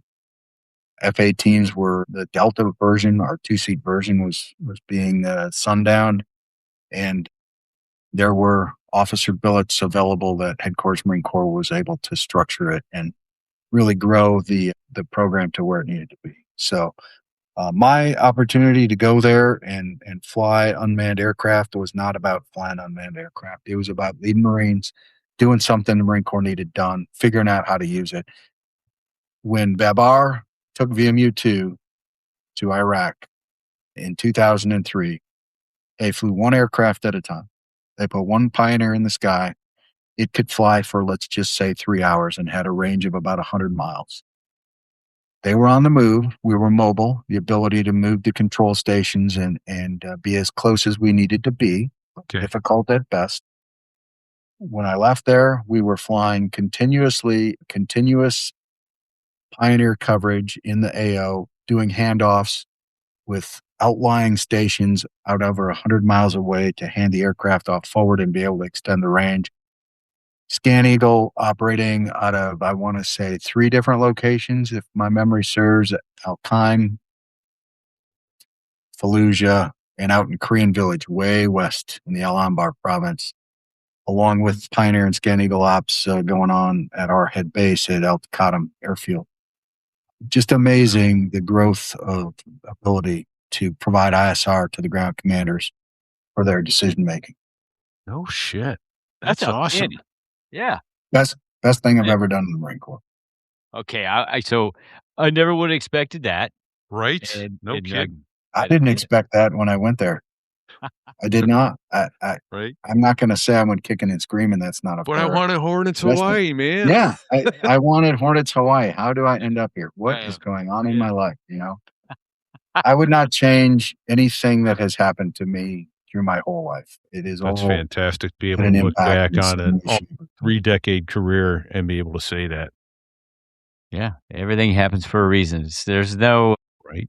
coincidences, Brain.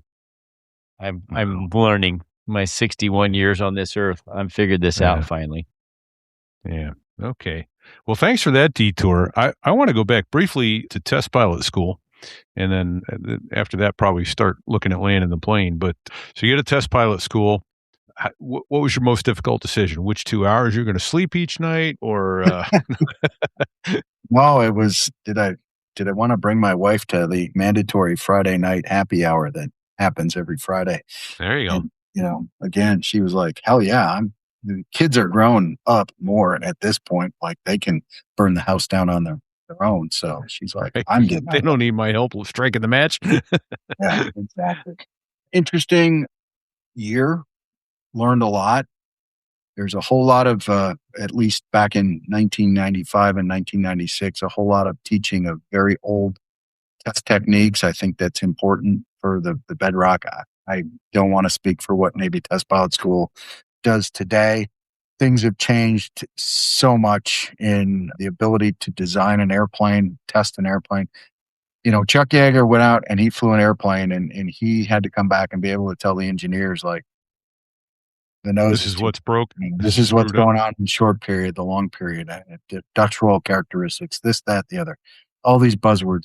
He had to measure forces in the stick and do all these things and be able to convey that back to guys that were going to change stuff. That's not how we do it today. With a slide rule. Today, we go out and we say, these are the flying characteristics I want a machine to have, because we know what flies well, what works well for gun pipper tracking, what's going to be a good weapons delivery platform for, an F&A type of guy, or what's going to work good when you're building a C-17, and what do I need? What do I want? So now, with everything being fly-by-wire and being able to kind of drive the flight controls to do in whatever phase of flight you needed to do it, the design of the airplane is no longer the factor that you look at in a test program or in an aircraft design program. So a lot of that has changed. I'd be interested to see if, the way they're teaching our test pilots has changed or not. But every day was, you woke up, half your day was spent in the classroom, learning theory, master's level degree in aeronautics, if you will. And then the other half the day was spent flying. And you may go fly the T-38 or the T-2, do some spin training. We all did inverted spins in flight school. If you remember, guys, in the T-2, we did two spin sorties, upright spins. Yep. A lot of fun. I enjoyed it. In the A4s, we went out and we did one more spin sortie. They would send us over to the T2 and we'd do one more spin sortie and we'd do the inverted spin. That was not Because if you got into an inverted spin in the A4, they wanted you to know what that looked like and you have a chance to recover. Yeah, I have sure about you did. 35 hours of doing inverted spins now from my Did time you- at test pilot school. Did you say 35 hours? Yes. In fact, there were days where you're doing proficiency flying. So you're learning test techniques and then go out with an instructor and he teaches you something. But maybe you're going to write a report on the stall spin characteristics and the 5 phases that are involved in a stall progressing into a fully developed spin, right? So you need to be able to see what those look like. And so you'd go out and an instructor would kind of teach you some stuff and what to look for. You'd study the aircraft theory on whether this was a fuselage loader or wing loaded design and what you expected for spin characteristics to be flat, nose down, nose up, what have you. And then you'd go out and you'd practice those on proficiency sorties. And so, man, the funnest thing you can do is take a T2 and just go out and spin the thing from 36,000 feet all the way down to the ground. Oh, Right. Well, not all the way. No, down to, I think 7,000, if NATAP's Yeah. memory serves me right. Oh, It was okay. recovery Fuck's altitude. sake. Wasn't Yeah. 10,000. It was below that. I don't. It seemed like every revolution you got more of a negative G, spike. At one Yeah. point, the mask was over that my forward eyes. shot like, in the face. Yeah. What's really fun is we have flight test engineers at flight school who are not pilots. They're guys that you talk to that are sitting on the ground in the control room when you're doing your test work. But every once in a while, a few of those select individuals get selected to go to test pilot school as students and go through the same program as the aviators. They're the ones that are flying in your back seat when you're going out doing this proficiency flying. So oh, shit. a lot of fun to go show those guys inverted spins, try to get people sick, right? Oh, my gosh. Fantastic stuff. But that was every day. A half a day of classroom, a half a day of flying. I think I walked out of there flying about 30 different types of rotary wing and fixed wing aircraft.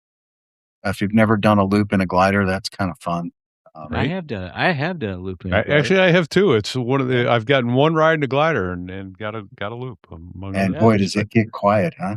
Great. Yeah. I got a Yeah. private glider rating. I got it in Did you? college. Yeah. Yep. Oh, shit. Try to only use that in gliders, Fig. Yeah. Right. Yeah. No shit. That's what my daughter soloed in gliders at 14, and now. Pete, I saw a picture of you and your daughter flying on Facebook, I don't know, 10, 15 years ago. That was so awesome. Yeah. Very cool. Very cool. Yeah. She's now down. She's now going down. I'm not allowed to say the unit, but she's been hired to fly Air National Guard C-130Js, and I am jealous. That's awesome. I never thought I'd be jealous about the C-130, but that's a cool airplane, man. I got to go look at the flight deck of that thing. Holy shit. So very cool stuff. And it's not your daddy's C-130. No, it ain't. Nothing, not even close. So, all right. So you got into the F-35, and 2 years ago we were at the Cherry Point Air Show, and they parked the Harrier down next to the 22 and the 35. And I got to say, it's a bittersweet, but it's clear looking at those airplanes sitting next to each other that it's time for our beloved AV-8B to go sit as a statue in front of a general's building somewhere. And they're fun airplanes to fly. They're beautiful, but compared to the 22 and the 35, amazing. And I think Fig put it best. Watching an air show demo of an F-22 or an F-35 looks like a Class A mishap in progress. What I don't know, I even know how to ask this. What was your impression of that airplane, either the first time or now? I mean, clearly it's a lot of systems management going on it as opposed to stick and rudder. But I imagine there's still some stick and rudder going on there. So to quickly dispel any rumors, I never had the opportunity to actually fly the airplane. Okay. I have a considerable amount of time in simulator. During that, imagine that given today's simulators. So I'll be honest with you. At the point in time in the program where I was, and I'll talk a little bit about my job and what I got to do. Yeah, people I got to work with. Sure, I would have enjoyed to fly the airplane, but what our test pilots are doing at the time, we didn't even have. We were flying basic Block 1 software. The aircraft was restricted at the time to VFR flight only. Had to stay 25 miles clear of any lightning. It was rudimentary. They were out going doing what test pilots do and making sure that it met the flying qualities, performance, stall spin stuff. The carrier qualification was ongoing when I was a director of requirements, and spent a lot of time talking with the test pilots who were working both F-35C and B, doing carrier quals. There were hook issues on the C. We had all kinds of helmet issues with washout, seeing the Fresnel lens behind the boat, particularly evening was a huge challenge for those guys. So I got a chance to work on that, got a chance to work a test plan on some visual stuff with the helmet and simulator. But the airplane itself, at the time, you showed that picture of Senator McCain. I'm going to take an off ramp for a minute. I'm going to come back to this. So there it is. At the time that picture was taken, I was the base commander in Yuma. John McCain came out twice. Once was, I want to say, February of what would have been 2009, right after he had lost the election bid against President Obama. And he was at a point where he'd been on the campaign trail for quite some time. It was time for him to reconnect with his Arizona constituents, and he put Yuma, if not one of the very first places he was going to go back to see Marine sailors, airmen, and soldiers. And he wanted to come out and he wanted to talk F-35. I was thrust into the heart of getting Yuma ready for the first F-35 squadron that would show up on a Marine base or the first tactical squadron we had at the time. Our training wing and a few squadrons in Air Force and Navy and a Marine squadron in Eglin for what we call the RAG, the Replacement Air Group, or the RTU for the Air Force guys. But first tactical squadron was going to Yuma. And we were taking a base that was coming out of 1967 from a technology standpoint with comms and infrastructure, and turning it into a place that was going to support a flying server farm with multiple squadrons. In fact, it was so dramatic that Arizona Power, who had the substation feeding Yuma, had to build a whole second substation and bring power into the base to be able to support the electric draw that Yuma would become. And so that is where my real start with the program happens. Shortly after I leave Yuma, I find myself in the program office as the director of requirements. I wore a couple of hats there. As the director of requirements, it was my job to basically report out on how we were doing on all the key performance parameters, which is something that the highest level of generals track up at the Pentagon. And quite frankly, the operational requirements document. At the time we used an ORD. It's an old term for old acquisition, not used anymore. But the requirements document, which laid out and said what the plane had to be capable of doing. There's a specification written to that ORD, which gets down into the nitty gritty that says it should be able to go so far, so high, fly so far, carry so much ordnance, pull so many Gs. And so my group of guys was responsible for tracking that and working as best we could with Pratt & Whitney building the motor and Lockheed building the airframe. And then Northrop working many of the systems and all the sub vendors to make sure things were delivering to where they needed to be. But also in my group was... And when did you learn to juggle? Just asking for a friend. Yeah, exactly. Holy shit. I learned to polish my briefing technique in front of 2 stars, 3 stars, and 4 stars. That's for sure. Yeah. There was no shortage of issues. Why did I take us to John McCain? Because back in 2009 and again in 2010, he came to the base to see how we were doing getting ready for that airframe. At the time, he was very pro F-35. And I'm telling this story because it's important on what happens to the program. Over budget, a Nunn-McCurdy breach, which I'll let you guys go look up that are listening to the podcast, but 2 senators created a law. It's called Nunn-McCurdy. Go look it up. The fact of the matter is the program's going to get canceled probably. Yeah. And some heroic efforts had to happen to keep it alive. As much as that airplane cost and the fact that Senator McCain became very critical of it in, I'll call it the 2011, 2012 timeframe, he had his reasons. But if anything, I just want you to look at the combat operations that have occurred with that platform over the course of the last couple of years, that there is nothing in the world that could replace what that airplane is capable of doing. That's an impressive statement, Brain. Yeah. What's that? That statement is saying something. That's it not really is. That's not an off the cuff statement. No, it's not. And for us to do what we've done across a couple of battlefields in the recent past would not have been possible.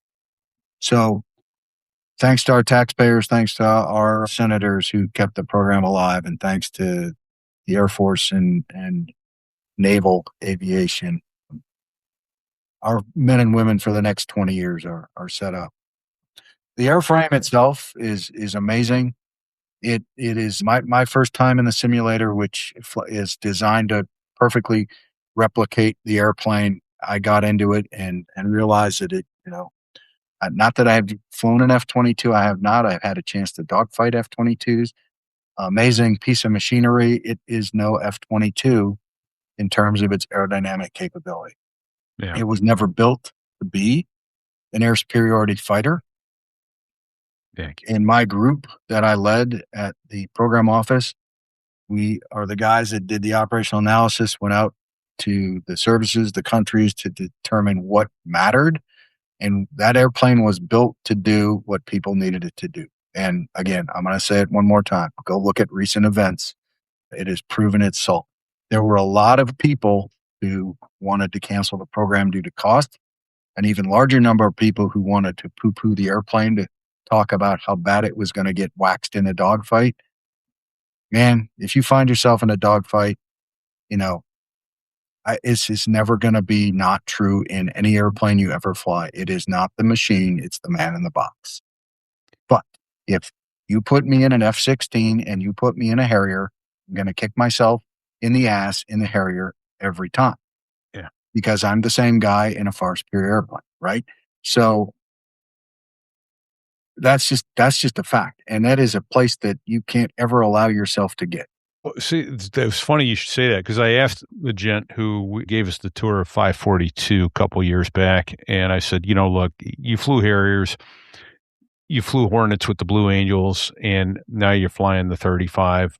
My understanding is that this airplane it's not a very good fighter. He said, I wouldn't go to battle in any other airplane. I'm like, well, why? No, and he absolutely said, not. Yeah. So he said, if I get into a turning fight in this airplane, I deserve to get shot. I'll tell you, like, I don't want to get deep into what it can do. I can't get deep into what it can do. Understand. And I've also been out of the program for several years now. But It is all about net-centric warfare in anything and everything you do. Digital information on the battlefield for anybody's weapon system, and then some certain weapons capabilities or systems capabilities that define what make you better than anybody else are what matters anymore. It is not, did I build the biggest, baddest dogfighting airplane? That is not what wins air battles. Yeah. So you're buying more than an airframe. You're buying a software subscription. Yeah, kind of, right? You know, it's a flying server bank that needs. We got a guy in the background right now that's nodding his head aggressively because he's working on this airplane. Yeah. Yeah. No, Started off in Harrier avionics, and now he works the F-35. So it's an incredible platform, and I it, on the so the couple of big hats I wore were the requirements side of it, and then what I had working for me as a colonel in the Marine Corps, as a director of requirements, I had the smartest, tactically proficient guys that you could find from the U.S. Navy, U.S. Air Force, the Dutch, the Danes, the Brits. I'm going to leave a couple of countries out here. The Italians, the Aussies, the Canadians. Every one of them sent an 04 or an 05 weapons school grad to work for me because we were on the hook to build what we call TAC SOP, tactical SOP, or really the first tactical manual for how to fly that airplane. In this program, we were developing an airplane while we were delivering it to the fleet. And the fleet was getting airplanes before they had full software loads. In some cases, in the early days, before they could even carry ordnance. Oh, shit. Wow. So in the simulator, in the high-resolution simulator, and high resolution doesn't just mean visuals for flying, but it means the aero model, the weapons model, the threat model, everything about it. Very, very, very high resolution.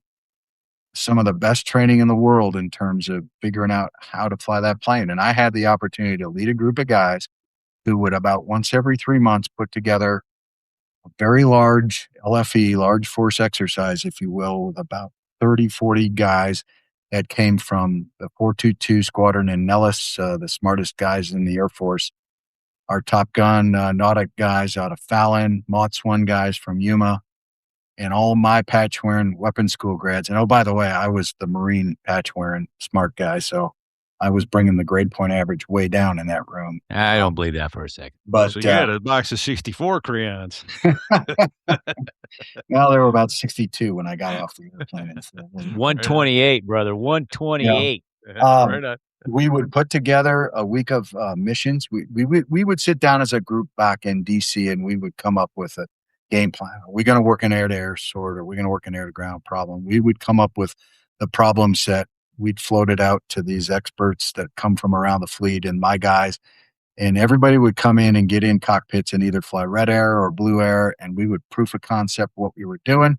In a couple of hours, we'd take a break, debrief it like the professional debriefs anyone would expect out of Nellis or Top Gun and or MOTS, and then go in and make some changes and take it home and mull it around. And I got to sit in a ready room as an 06 after 26-ish years of flying airplanes and just sit around like a good old boy, talking tactics and developing plans. And man, was that gratifying.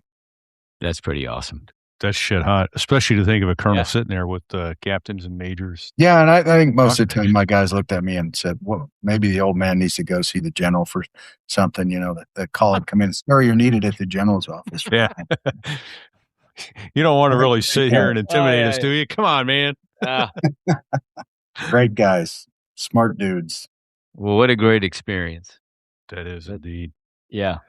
Well, shit hot. We are just shy of 2 hours. I hate to do it, but I think we need to land the plane. I know it feels like maybe coming up on 45 minutes, but well, Brain, what have we hadn't talked about? You got to finish the. You got to close the loop. We're going to close the loop with Otis, Lieutenant Colonel Chris Rabel. Otis left the DC region to. There you go. He's a little better looking than that Otis, but. Certainly wears calls. He had Otis from Andy Griffith up on the screen. like I said, I got to start with Otis as a brand newbie coming out of the RAG at 203, and I got to lead him through combat and help form that young man. Like I said, Mott's 1 weapons and tactics instructor called back to the schoolhouse to teach the finest as a Mott's instructor, goes to F-35 in the Pentagon to work that program. And he was in my chili every day in the program office, screaming at me about what the Marine Corps wants and needs. And full motion video, right? We opened this with what we did in Fallujah with Rover, and that has become industry standard to have streaming video off the platform to the ground. Bar none, no exceptions. Yeah. Very important for the Marine Corps and not part of the initial load that came out with F-35 Block 3 Foxtrot. So I took a lot of spears as a Marine from my Marines over a lot of stuff. But we had a lot of problems to solve to not get the program canceled, and that's what we had to do. Otis goes off to take command of the Wake Island Avengers, BMA at 211. And there are stories, countless stories out there passed around I've heard in the Navy and the Air Force of Otis's letter to his squadron as he took command. And I don't have it on me. I should have given it to you. Maybe we can go find it after the fact. But just for him, we'll certainly put it on the website. The leadership that he displayed in that squadron. They end up in Camp Bastion in Afghanistan, and Bastion gets attacked. Some insurgents break through the wire. Yeah. Down at the ramp where the Marine Rotary Wing attack helicopters, the Cobras and the Hueys, the utility helicopters, were bed down next to the Harriers. We had 8 Harriers in Bastion at the time. And the insurgents were successful charging the ramp, throwing satchel charges down the intakes, and destroyed 6 of our 8 Harriers. Meanwhile, Marines, who are every day a rifleman, have stacked their rifle in the squadron spaces where they do every day when they come to work on helicopters and Harriers. And they're thrust into combat. They are fighting on the flight line, repelling the enemy. They killed, if memory serves right, they killed all but one. One guy they were able to interrogate, find some information out. It's a very bad day for the Marine Corps. Unfortunate. I don't want to get into, the combined nature of multi-countries in battle, but things happen. And Otis was unfortunately killed along with 1 Marine E5 in that event. He is probably one of the best Marines I've ever served with. And that's awesome. My wife says I'm not allowed to cry about stuff, but well, at my retirement ceremony, something happened. I'll back up just a tiny bit. Otis was buried in Arlington, and his beautiful wife, Danella, came there. She struggles and struggled dearly with all of this. God bless her. She hands me a flag, Otis's funeral, the get together after the funeral that we have. And she says, Brain, this has your name on it. It was in Otis's stuff in Afghanistan. It says for Brain. And there was one other flag with another gentleman's name on it, was a college buddy of Otis's. He had flown 2 flags in the Harrier over Afghanistan. One of them for me. Wow. Shit hot. Wow. Never going to know why. Maybe I had planned to fly 30 of them. I don't really know. But it's amazing that somebody would think of that and do that. Yeah. And today that flag lives in my I love me wall and my shadow box with my career of aviation and everything that happened. So, here's to Otis. Kind of dedicate this session to Otis. Here's to Otis. Otis. To Otis. Thanks, Great Otis. American. God Great bless. American. And Semper Otis's Fi, brother. bride. I wish I had a beer here, but I'm going to drink water, boys. Semper Fidelis, Otis. Did you find it? Is that the letter? I see a link. Yeah, Otis's Link letter. to Otis's letter. We'll put it on the website, but it's breachbangclear.com. And it's Rabel's Commander Guidance for Attack Pilots. Yeah, it's it. I mean, it's amazing. Yeah. It's amazing. So, wow. Sticks. Yeah, are amazing. I don't know. So there I was, right? Yeah, right. When do we do that again? Right. So is there can you close the Can you tie the bow on the opening story? Is it the "So There I Was" story? Yes, sir. So there I was, right? 35,000 feet over, probably tearing out Afghanistan. Jared Cow. Now, this isn't going to be I blew something up. This is even better. You guys are probably going to just laugh your asses off. No, that's okay. Had a chance to fly with we need an upper after that, brother. God had a bless chance you, to Otis. fly with an AWACS guy a couple of sorties ago here in my current job. No, we're hanging out. I don't know. Could have been Otis on my wing. I don't really remember. It's sort of irrelevant, but mid-30s, somewhere over Afghanistan, sitting in a kill box, which is just a grid of airspace designed to separate the aircraft, put you in a safe holding area until you get your next mission assignment to go carry out a back mission or do whatever you're going to do. Yeah. Again, using false call signs, the AWACS control, at the time, was being split between the U.S. Air Force and the Royal Air Force. And the U.S. Air Force guys come up on the radio and call me. And here I am. I'm flying in a Harrier radar mode. So I have an APG 65 radar that's, tactical sized targets, good to maybe 50, 60 miles at best, really, really good at, 40-ish miles. It's not phased array, it's none of this fancy new stuff that everybody has, track multiple targets at once. It doesn't do any of that stuff. We didn't even have Link 16 on the airplane at the time. All these things have grown into the Harrier over the ages. But I am in the holding pattern, and Deadeye comes up and says, Ranger 1-1, Deadeye, and we have to depart the area. We'd like to turn the airspace over to you to handle the rest of all the aircraft that will be checking in and need target assignments. And I'm shitting you not. You do know I'm single seat without radar. I am sitting in a single seat fighter wearing night vision goggles at 35,000 feet, watching flashes going off below me, and this AWACS airplane that carries, God knows, 20 freaking. There's like people. 65 people on guys there. with A radar dish bigger than a Harrier, to see the world, and SATCOM to talk to the KOC. No. This guy turns the AO over to me. No. I've got F-15 Strike Eagles checking in, Tomcats off the carrier. Weapons free, boys. Drop them where you want. In. And I'm sitting here with a grease pencil and a frickin' map on my kneeboard, pushing flights of aircraft to different kill boxes. Telling them, at one point, I have... Holy fook. I shit you not. This is a 100% true story. I have a Strike Eagle guy come up and ask me for a vector to the tank. A vector? All right. I'm like, dude, he doesn't know that I'm not Deadeye, by the way. Yeah. And if that that's 360 go Max Burner, you'll catch him in an hour. I want him to realize that his radar was at least twice as good as mine when he asked. Oh, yeah. Me, right. But, yeah. I'm doing my best dead reckoning. I'm like, I'm here. He's somewhere over there where I told him to go. The tanker is on, Exxon track down here. Track's, 30 miles long. So, I mean, maybe he's somewhere in this vicinity right now. Fly southeast. You'll find him. Pretty much. Like, yeah, your tanker bears, whatever. Somewhere between 120 210 for about 100 miles. And he should be somewhere between, 28 and 32,000. Dude, I hope you're listening tonight. And yeah, man, no one's going to know. They're not going to know it was them. Right. But a Harrier guy was running the entire airspace over southern Afghanistan for about 45 unbelievable.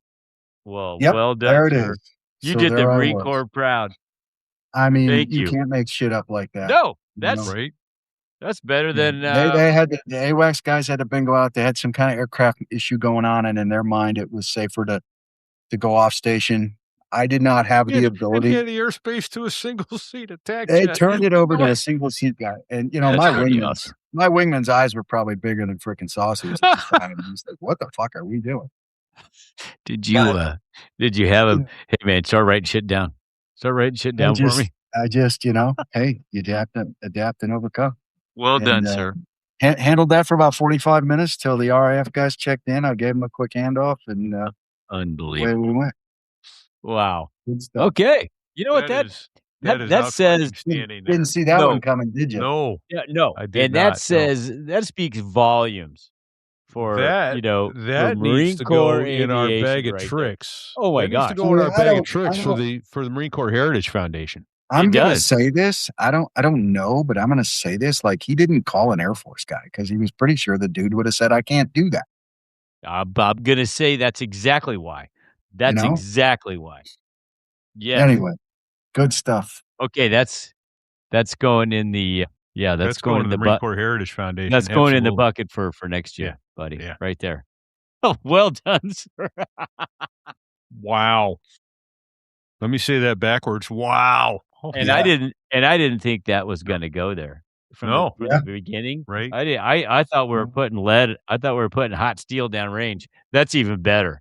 That right there is even better. We talked enough about that. Falling bass backwards into when we started this show, we had no idea what would cross our transom. And there it is.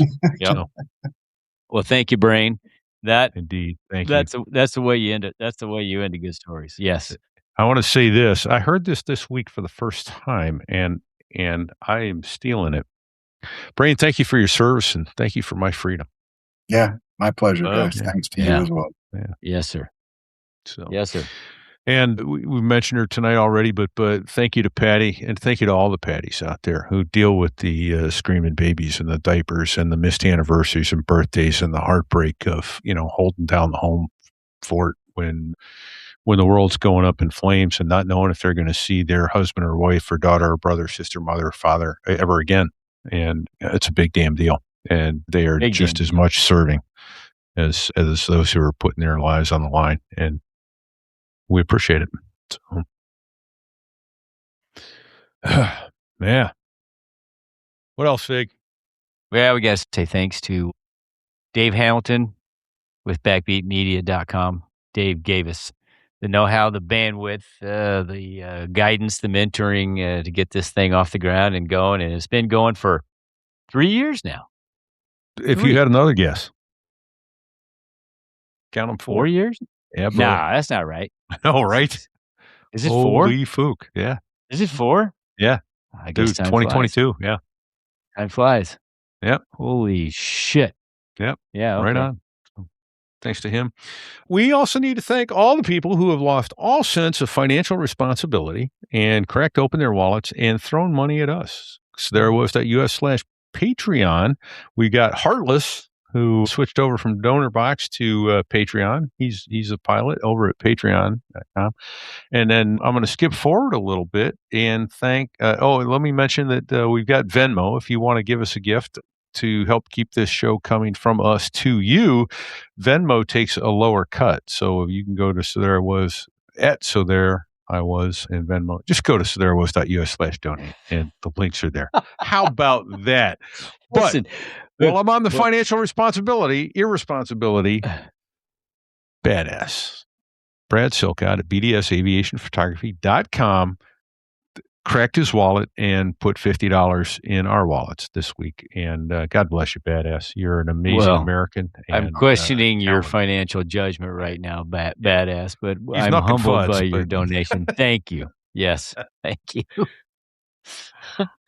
So, Yeah. yeah. Hey, yeah. And thanks for the reminder. Hey, give us a 5-star rating if you can. Because if you can't, you got to give it to somebody else. We're trainable. Let us know what we need to do to make it 5 stars.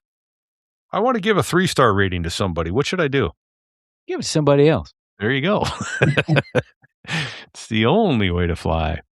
Hey, our sponsor this week, Derek Combs over at dcartworks.net. Come meet Derek. Come meet us at the Cherry Point Harrier Sundown first week of June, 1, 2, and 3. Brain's going to be there. Yeah. Yep. Bray's going to be there. Anybody's going to be there. so Badass get is your going to butt be there. there. Sticks Badass and is Bago are gonna going to be there. Sticks and Bago are going to be there. Yeah. Hell, if anybody is anybody, they're going to be there. It's going to be like a party. In fact, if you don't show up there, you're nobody. That's not true. Well, However, okay. I am going to pack my So There I Was bikini. Oh, just please in don't. case. Yeah, I'm going to. All right. Because my wife might wear it down at the beach. All right. Well, everybody else, go to starwars.us/merch and get your bikini and make Fig not be the only one there sporting that thing. Yeah, so there I was.us/merch. We we've got just about anything you could possibly ask for with our logo on it. Right. So help us Cool advertise. logo designed by none other than Styx. So, and thinking of Styx, there's Styx and Bago who produced the show for us, who Thank you. actually put shit up on the screen before we even think of it. I swear to God. Yeah, it's so You know what I damnedest mean? thing. Yeah, they're the brains of the operation. You're going to have to start paying them, Fig. I think. I'm just saying. You're going to give them a bonus. Yeah, right. I'm going to give it to them in person There's that. in a couple weeks. Hey, that's the sound right there of the two Air Force pilots that make the F-16 sound good. No, that's not what I meant. It's the two F-16 pilots that make the Air Force sound good. There you go. F-16 sound okay. The Nothing wrong. Dos Gringos. Count them two, not Yep. one. They've been on our. They've been guests twice. They've got 4 albums. There's not a bad song on any of them. If you're having a bad day, go listen to some Dos Gringos. You will not be sorry. So, well, I think that's about it, brothers and sisters. Until next week, stay safe. You know, it's funny, right? Your wives get call signs. Yeah. Yeah. Turnip's wife was Miss Taiwan Boogie. What do you think my wife's call sign is? Great. Pinky in the brain, right? Fantastic. Oh boy. Good stuff. Pinky in the brain. All right. Till next week, everybody. Man, I love flights. There you go. MILF. Man, I love flights. All right, everybody. I'll try again. Till next week, stay safe. Check 6. Thanks for the time, guys.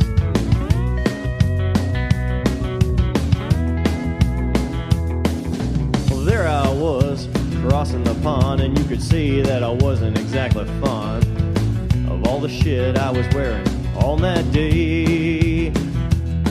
Now an F-16 is cramped enough, but it's even worse with all that stuff supposed to save your life. But we knew there was no way. 'Cause when you're going down the North Atlantic, man, it's over. Hey, hold on. You know, I asked this last week, and I thought you said something, but did he say what? He said it was over. Chief, mate, what do you want to do tonight? The same thing we do every night, Pinky. Try to take over the world. Yeah, there you go. All right. Fantastic, Bago. Well done, sir. All right. And we are Out!